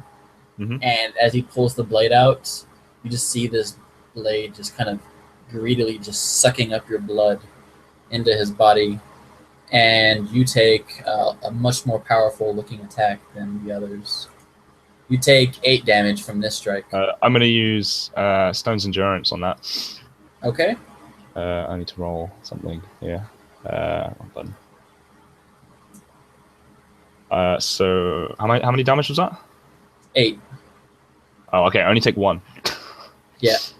So you kind of try to resist the damage, but you still take a tiny bit of damage. Tiny little scratch. Just enough though, because you see he just wants your blood. Yeah. For his nefarious plans. Rom, you're up next. You see there's still 3 of them left, and you just see this guy. Each time you see him stab somebody, this cap he has that's kind of reddish in color, you just kind of see it turn brighter and brighter red. You can just see there's tons and tons of Goliath's blood swirling about inside of it. Okay. I'll go for the one that seems to have landed a nasty blow on Uthal rather than one of the other ones. That one is behind you. What are you doing to attack? I'm gonna use Flame Blade. They're gonna So he kind of like unsheaths his sword finally and just sprouts the flame as it comes out of the Well, scabbard. I'm just telling you because you have to move 5 feet if you want to attack that guy. The other 2 are behind you, fighting Uthal out of your range. You can move back 5 feet to fight him, but you do have one in front of you right now. Oh. You'd also have to make a Right. dex save to move. Oh yeah, I need to make a dex save to move. Ah, shit. Okay. You can cancel it if you don't want to have to. Can't you end your own spell's concentration? Just kill the one in front of you. Yeah, I think I'm gonna try to do Okay. that. I'll use magic. I'll just try to stab him. Go for it. 14. 14 is the magic number. You hit him. Alright.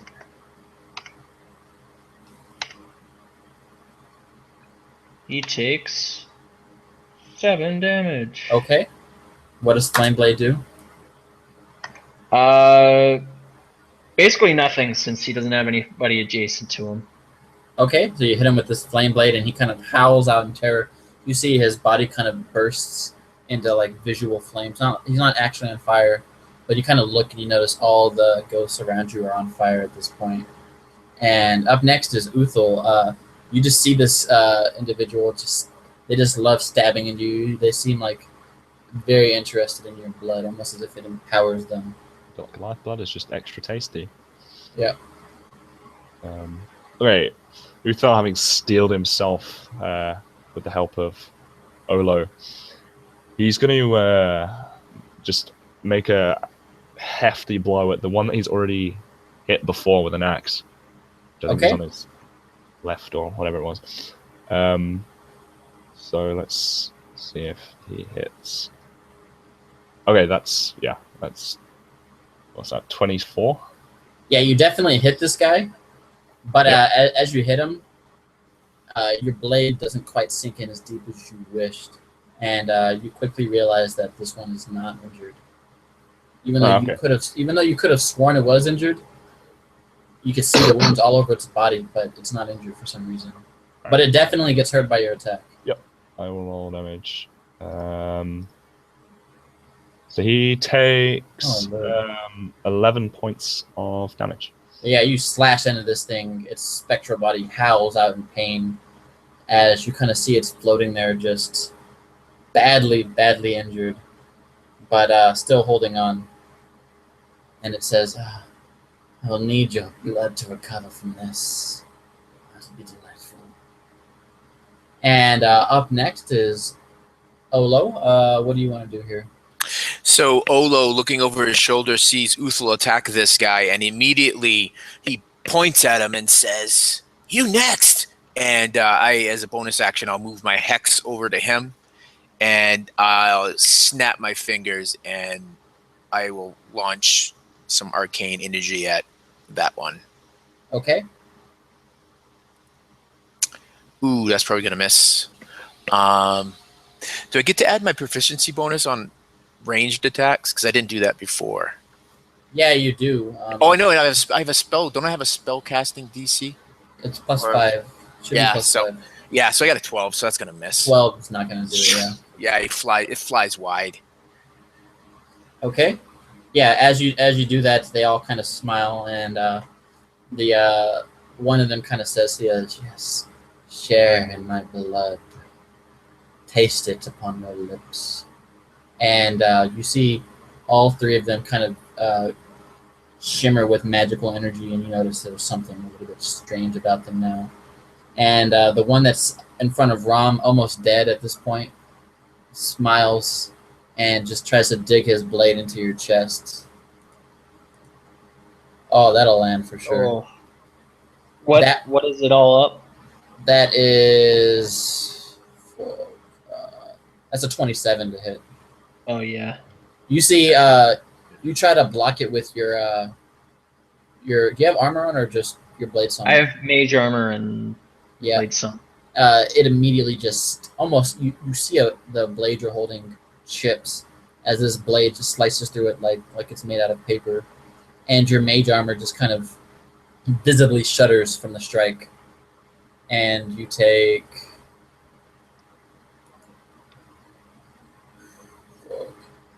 10 damage Oh. from that dagger. And again, as you see your blood trickle out of your wound, all three of the daggers that are in front of you kind of glow, and they say, "Yes, thank you for the donation." And the two in front of Uthal smile, and the first one will swipe at you with this bloody dagger. Oh, it's a miss. That's a what's your armor class? 19. Yeah, that's a 12 is not going to get the job done. And the second guy will stab at you with this dagger. It's a 21 to hit. Yeah, damn. This blade, and this time, what kind of armor are you wearing? Or Scale, I believe. yeah, this thing hits the scale head on, and it passes through it like paper mache. You just immediately see the metal just bend and just pop like tinfoil getting hit with the sword, and this cuts right into your chest. And this time, oh god, you took how much damage did you take? You took 10, right, Rom? Yeah. You take 11 damage this time. How do I take 11 damage? No, Me. no. Uthal takes Oh. 11 damage this time. I'm still alive. Yeah. So you quickly kind of tell what's going on, and Getting stronger. it quickly pops into your head. Each time they stab somebody, they get stronger. And these daggers that are just dripping with blood just kind of shimmer in the light of the moon. And for all intents and purposes, these are the most powerful weapons you've ever seen. Rom, you're up next. You just see your Goliath friend just get stabbed, and these daggers, they don't look like they hurt that much, but these are like sharper than anything you've ever seen at this point. Hmm. And how are you doing on hit points, by the way, Uthal? I have 8 left. That's more than 0. I'll. That is more than 0, yep. Can I hand Uthal a health potion as an interaction? You can hand him one, but you can't. Yeah, I'm not gonna. To use one. I can't. is- yeah. I will use. One in front of you looked really badly injured, though. Do you have any more Yeah, I'll magic use missiles? magic missile on the fucker. Yeah, On there's the 3 guy of them. from. You're gonna use all 3 on him. He looks almost dead at this point. But you're not sure. Can I just like You do can as many as I can do until he's dead, and if I have any left, I can redirect it? In this particular circumstance, I'm gonna say no, but for reasons you don't understand. But I'll let you pick where you want them to go. But you do know that one of them was almost dead. You feel like one of them was almost dead. I'll put 3 on the guy in front of me. 3 on the guy in front of you. Okay, go for it. Roll damage. 2, 4, 6, 10.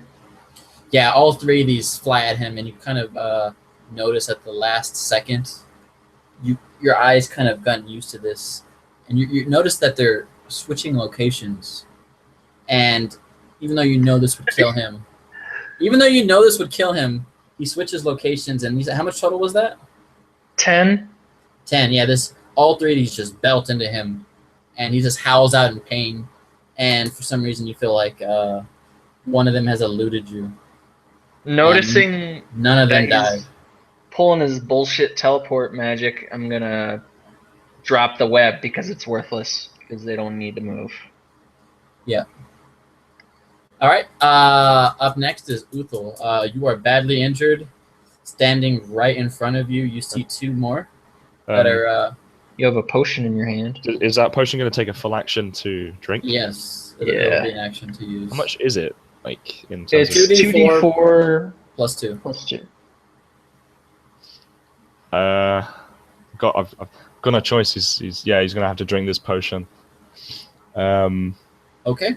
I shall do that. 2d4 plus 2. Okay, so that's 8. Okay. You heal up. You're at like 16, right? Yeah, I'm at 16. Yeah, Uthal's just gonna have to just steel himself, just try and survive the next onslaught, knowing that he can't get away. Up next is Olo. You see your Goliath friend is just trying to not die from this onslaught of powerful attacks. So, so here's the thing. So Olo hexed one of these guys, and these guys are shifting around. But because I hexed one, would I have some sort of tell that I would know which one was hexed? Yeah. Roll me an Arcana check. That'd be a very easy check for you. In the heat of battle. Nope. Not in the heat of battle. It's not. Yeah, you're looking about and you see traces of residual magic in Right. many locations. Right. So what I'm going to do is I am going to say, and quickly in Olo's head, he's like, "Eeny, meeny, miny. Oh, the hell with it!" And he just blasts the one in front of Ram. All right, go for it. And I'm just going to roll up all the damage if that's not the one hexed, then. Oh, nat 20. Oh, Yeah, baby. you see this bolt flies right at this guy, and roll out your crit damage here. Oh, shit, that's right. So that's 9, 12, Do you have any modifiers to that? 15. 15 just straight up force damage, plus another 6 if it's the one that's hexed. So 21. So 15 or 21. Okay, yeah, that smashes through this thing, and you're pretty sure that would kill it, but it kind of gasps out and clutches at its chest, and you see it fall to one knee as it is badly injured, and again, you see all three of them kind of bend down on one knee. They're all kind of gasping for air, badly injured, and he just says, "Oh, young child, you will pay for that in blood." And as he says this, all three of these creatures kind of narrow their eyes, and they all take a step forward. None of them move out of anyone's threat range, though. And the two in front of Uthal, one of them is still in melee with Uthal, but the other one steps up to attack you, Olo. The one in front of Ram turns and attacks you as well, Olo. So let me do the one on Uthal first. That is... Well, these guys had like a +10 last time. I imagine that's a hit. That's definitely a hit, for sure. This dagger just plunges into you. Fuck. Yeah, that is lots of damage here. 5 plus 9. It's 12 damage. As this dagger, again, just cuts right into your chest. Still And you alive. just see it slash across there. And you kind of wince in pain. You're not quite sure what's going on here, but this is powerful fell magic.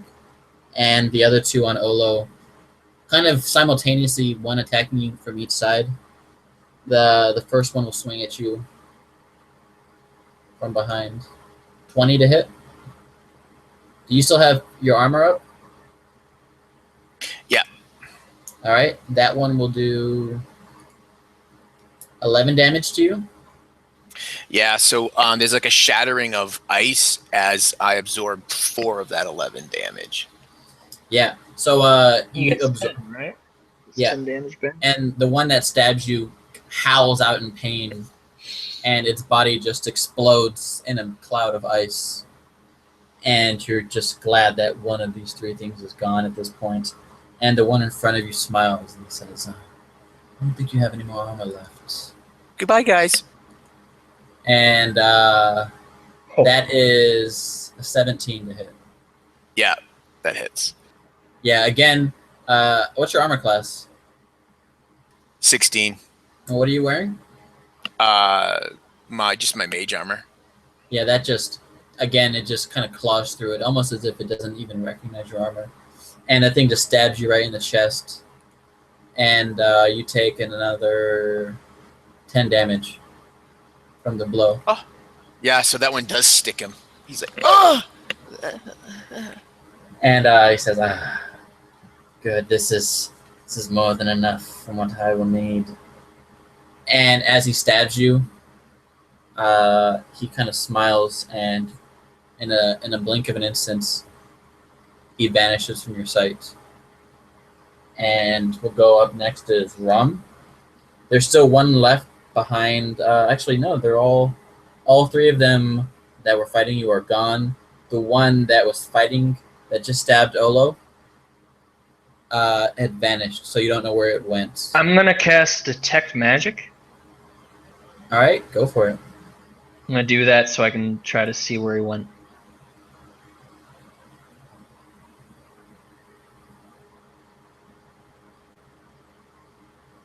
So he kind of like closes his eyes and then he opens them. And they're like bright blue, and he kind of sees the world in like infrared.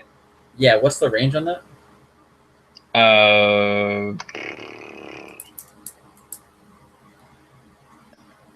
Hold on. I think it's 30-foot radius. All right, you kind of cast it, and as you kind of try to get a visual image of what's going on around you, your mind pinpoints the fell magic of a Misty Step had just triggered off. And this creature, you could tell it was using this strange magic to switch locations with its cohorts. And it's on a roof directly to your guys' right. Would be the Okay, left of Uthal. I'd shout that out. I can't do anything because he used my action on that. But Okay. yeah, You point up. shout where he is. You point up and you say, he's on the roof. And up next is Uthal. You look badly injured, right? Yep. And your friend pinpointed that he ran off the roof. Is there still one in front of me? No. You guys have killed 3 of them. So I thought we only killed 2. 2. Did you No, guys? killed 2. Oh, okay. Yeah, that's right. There's still one in front of Uthal. I'm sorry. Oh, I should Yeah, have that one. said Yeah, that one. Yeah, that one that's in front of you is badly injured as well. Yeah. But All right. Well, my bad. Uthal is just gonna try and make his strike. Make it count. Make it Go count. out fighting. Oh. Okay, that's that's an 11. I think that's a miss. Yeah, Oh, 11's not going to that's do so it. disappointing. Up Oh. next is Olo. You see the one creature in front of Uthal is. You have no idea which ones are how badly injured they are at this point, but Right. you know the one on him is not running away, and the one that was stabbing you teleported out of your vision up onto the roof. What do you do? Okay. I shoot the one that ported up onto the roof with an Eldritch Blast. All right. Well, you have to get up on the roof if you want to see him. Oh, I can't see him? No, Oh, you you just- teleported 30 feet away. You can climb up Oh. onto the roof if you want No, I would. and I take a would never. shot. I would never make it. I'll just shoot the guy. It's Yeah, only so- it's only a 10-foot high roof, so you could theoretically make it. If you pass an athletics check, in my movement. yes. Oh, I If got it. you pass an athletics check, you No, can climb I'm up gonna and go. take a shot. I'm gonna blast the dude that's looking to kill my Goliath friend. only because I am not a very athletic kind of. I'm more of a studier than a physical activity kind of guy. So I'll blast him. Okay, go for it. That is a 20, Definitely hits him. and that's 12 points of force damage. And if it's the one that's hexed, then he's going to take an additional 4. Yeah, that strike hit this one, and it just explodes in a violent mist of death. And And I'll Yeah. just yell, "Catch him, Rom!" catch him, And, Rom. Can I? Oh, can I start moving towards the building now that that You one's can try to climb up it, yeah. right? Roll an Um, athletics check. Yeah. See, exactly what I feared. I got a 5.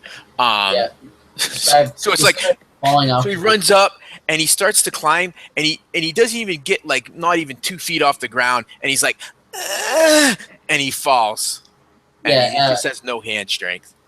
You kind of get up off the ground a little bit, and as you try to place your foot on like a part of the wall to climb up, you slip off and you tumble head over heels, and you kind of quickly get a spot at the ground, and in your mind it's like, yes, there's snow on the ground, so break my fall. And as you hit the ground, you realize it's the thinnest layer of snow you've ever seen, and you take 5 fall damage as you just Can I try to catch him? And I knock myself unconscious as that puts me at 0 points. Yeah, sorry. You're not quite fast enough for him now. Damn it. So your friend slips up on the wet, icy part of the building and falls down, and you can kind of hear the footsteps of the shadowy creature trying to run away, and you kind of hear the sound of a misty step going off. And with that, we'll go up to Rom. You see your friend here is unconscious on the ground. All What do right. you do? He'd put a potion down next to him for Uthal to feed him, basically, and say, "Get him up. I'll go after him." And he'll throw a grappling hook up and try to. All right, give me an athletics check. Do I get anything from the rope? Yeah, you can have advantage. All right. Not a hard climb. 14. Yeah, you manage to easily hook it up on something, and you pull yourself up. And he's not. You don't know where he's gone. Roll me a survival check. Maybe you can figure out where he's gone. We're fucked, guys. Yep. Nope. All right. You kind of look, and you have no idea where he's gone. I'm not the person. You have the idea where you can maybe. You could just pick a random direction, I guess, is the best hope you have right now. Yeah. So looking around, are there any higher buildings? Most of these buildings are pretty low. I can, if you want, I can roll a die and see if you randomly pick the right direction. Sure. That's about the best I can do. Roll me a D3 or a D6, whatever you wish. Okay. I'm gonna get a 5 or a 6 here. 4. Yeah, you decide straight ahead, and you immediately just kind of start jumping, running from building to building, your eyes glancing back and forth. And you kind of quickly realize you must have gone the wrong way, and this creature seems to be gone. Damn it. And up next is Uthal. Dropping to his knees, just blood pouring out all of the holes in his chest and his arms. He sort of crawls his way over to Olo, just ignoring the health potion, and places a hand on Olo's chest, and you can see this light sort of come from his palm. It spreads over Olo's chest as he casts Cure Wounds to get him back up. And was it D6? D8. D8. Plus your wisdom. Yep. Yeah. No, I think it's just a plus. D8 plus wisdom. Plus wisdom. It's plus your caster modifier, which is wisdom. Oh no, it's yeah, because it's proficiency, right? No, No, I think I'm. trust me, I play a paladin. I know. Let me just read this again. I have the spell You're list. casting Cure Wounds, right? For some reason, I have +2 in my thing, and I'm not sure why. Hold What's on. your wisdom? Spellcasting. Yeah. Okay. Never mind. It's just a D8. Spellcasting ability modifier. Yeah. Okay. So yeah, you gain 8 hit points back. Olo. What's your whiz? 0. And I don't know why. I must have got confused with casting, like some of the other stuff in there.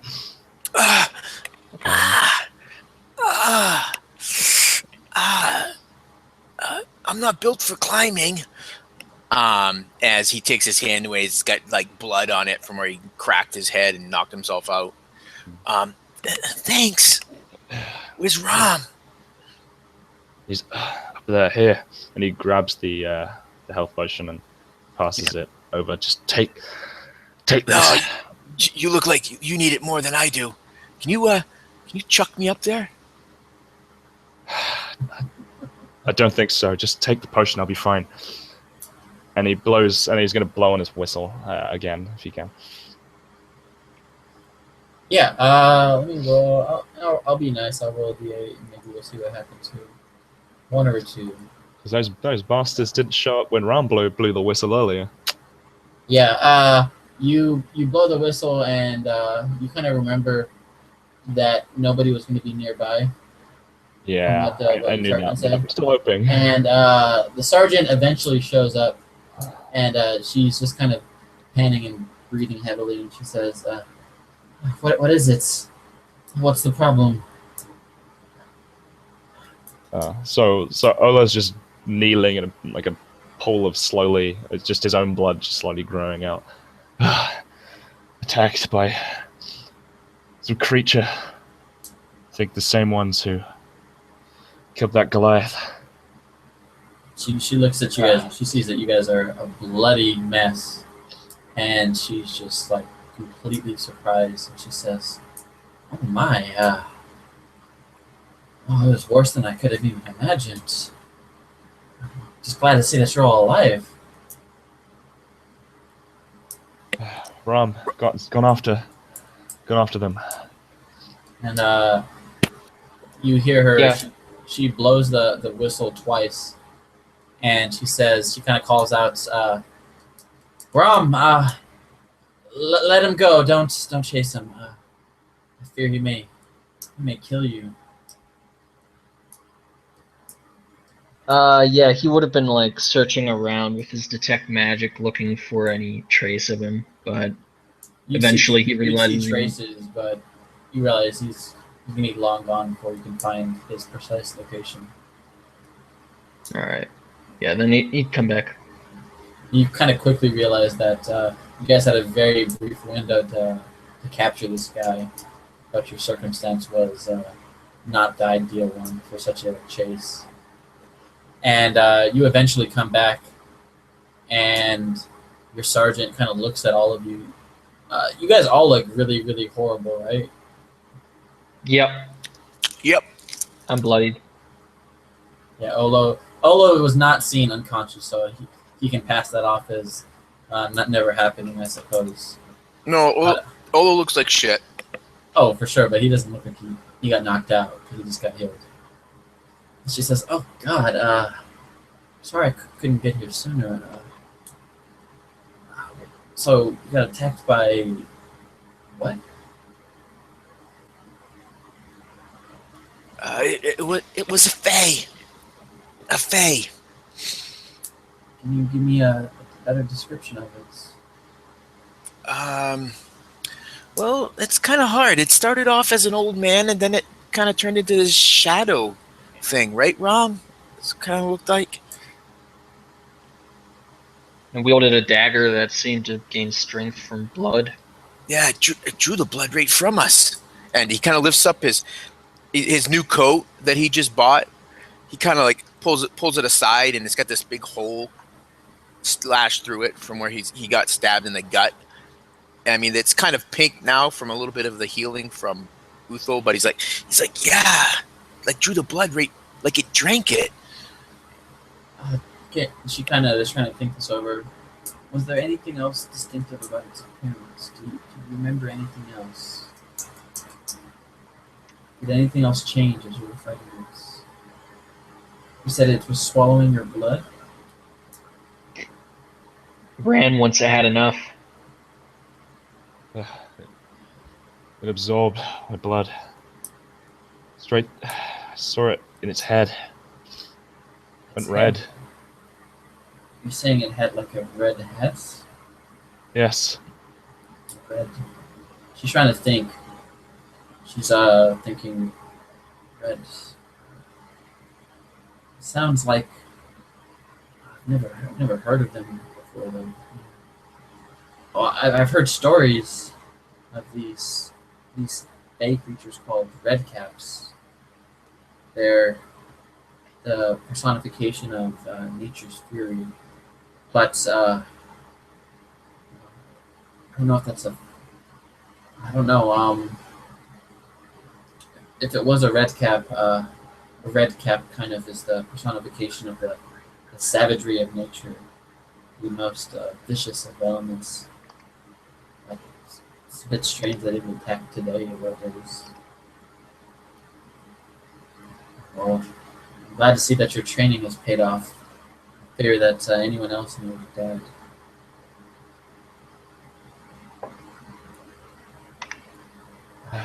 Just as surprised as you are. Yes. Again, I'm very sorry. I'm not get here as fast as I could. Do you wish to come back to the facility? I fear that you could not handle another encounter in your condition.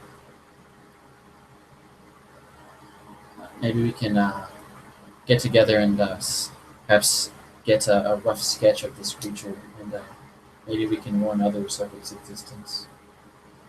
I fear if anyone were to come alone along the creature in a dark alleyway again, that they would most assuredly die if they were alone. And as she's speaking with you, Olo, you kind of can feel that piece of glass in your foot slowly kind of begins to disintegrate, and you kind of look down, and you finally realize that this creature had set up a spike growth in the area prior to your arrival, and luckily none of you really moved too much during the battle, and were spared most of the damage of it.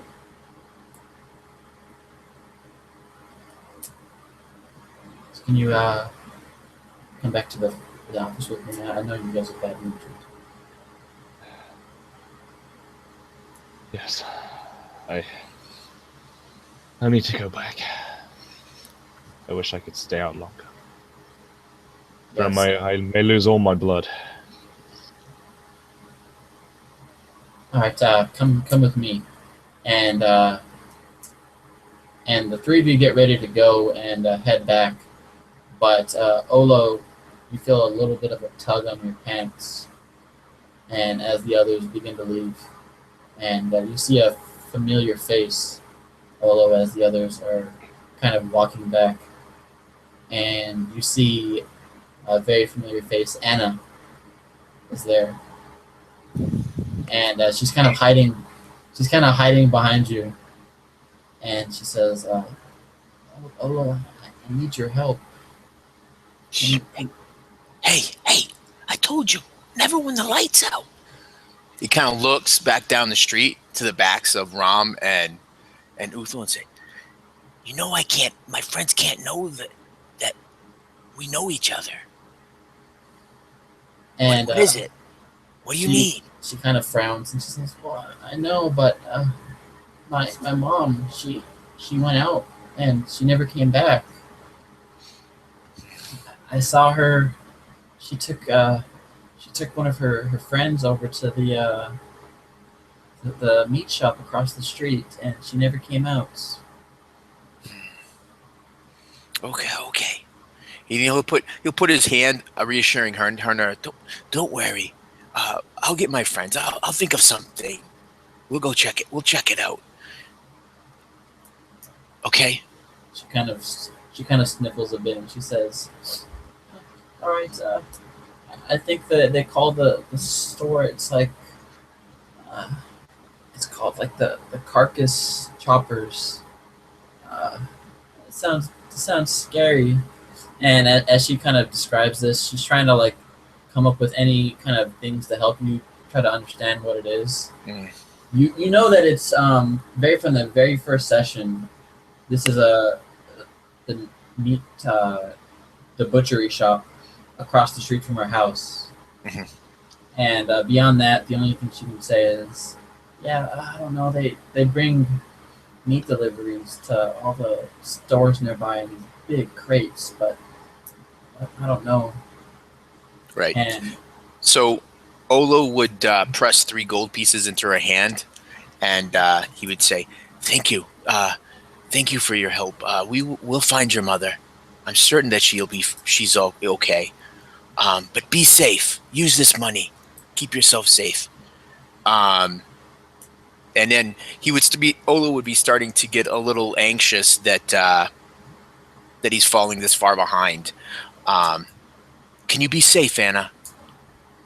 yeah, I know how to hide. Okay, well, you do it. You hide. And maybe just instinctively, as Olo's getting ready to leave, he just kind of touches everything that is like on him to make sure it's still there from her. Yeah, you count up your stuff and you're pretty sure it's all there. Yeah, okay. And he would just look at her one last time before he turns and starts padding off after everybody else. So the three of you follow your sergeant. I don't know if any of you would have noticed anything quite immediately, but Olo quickly catches up to you guys as you all, I'm guessing, limp back. Some of you more than others. You eventually get back to the barracks, and your boss, Sergeant Evernight, is there, and she says, "All right, gentlemen. I know you had quite the ordeal, but let's get down to the bottom of this. Do you guys have anything else you wish to say before we try to write up what happened here? I know this is a bit fantastical, so we need to be very specific with our words."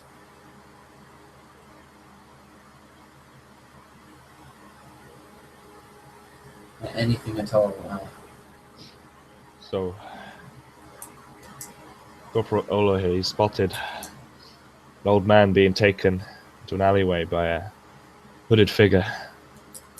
We followed, tried to get him to release the old man, but it was a trap. They turned into these shadowy figures. It's like they're they completely changed. Then they started stabbing. Yes. Can you describe how the stabbing was? You seem to be badly injured when you put a mere knife into you. Each attack was getting stronger and stronger, drawing more and more blood. She kind of like looks at you, and she can see there's just a giant gash, like someone just plunged a kitchen knife, like a giant kitchen knife, like 6 inches into your body. She just kind of like gasps. She says, "Oh my lord! It looks like it just cut through your armor like shoddy brass." My armor, my skin, it's almost nothing.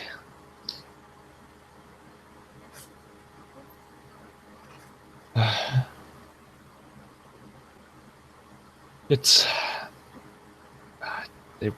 like they were feeding on my blood to get stronger, drawing it out of me more and more. They've had enough. She Managed. My friends managed to. They killed 3. 1 got away. You killed 3 of these. There was 3 of these creatures.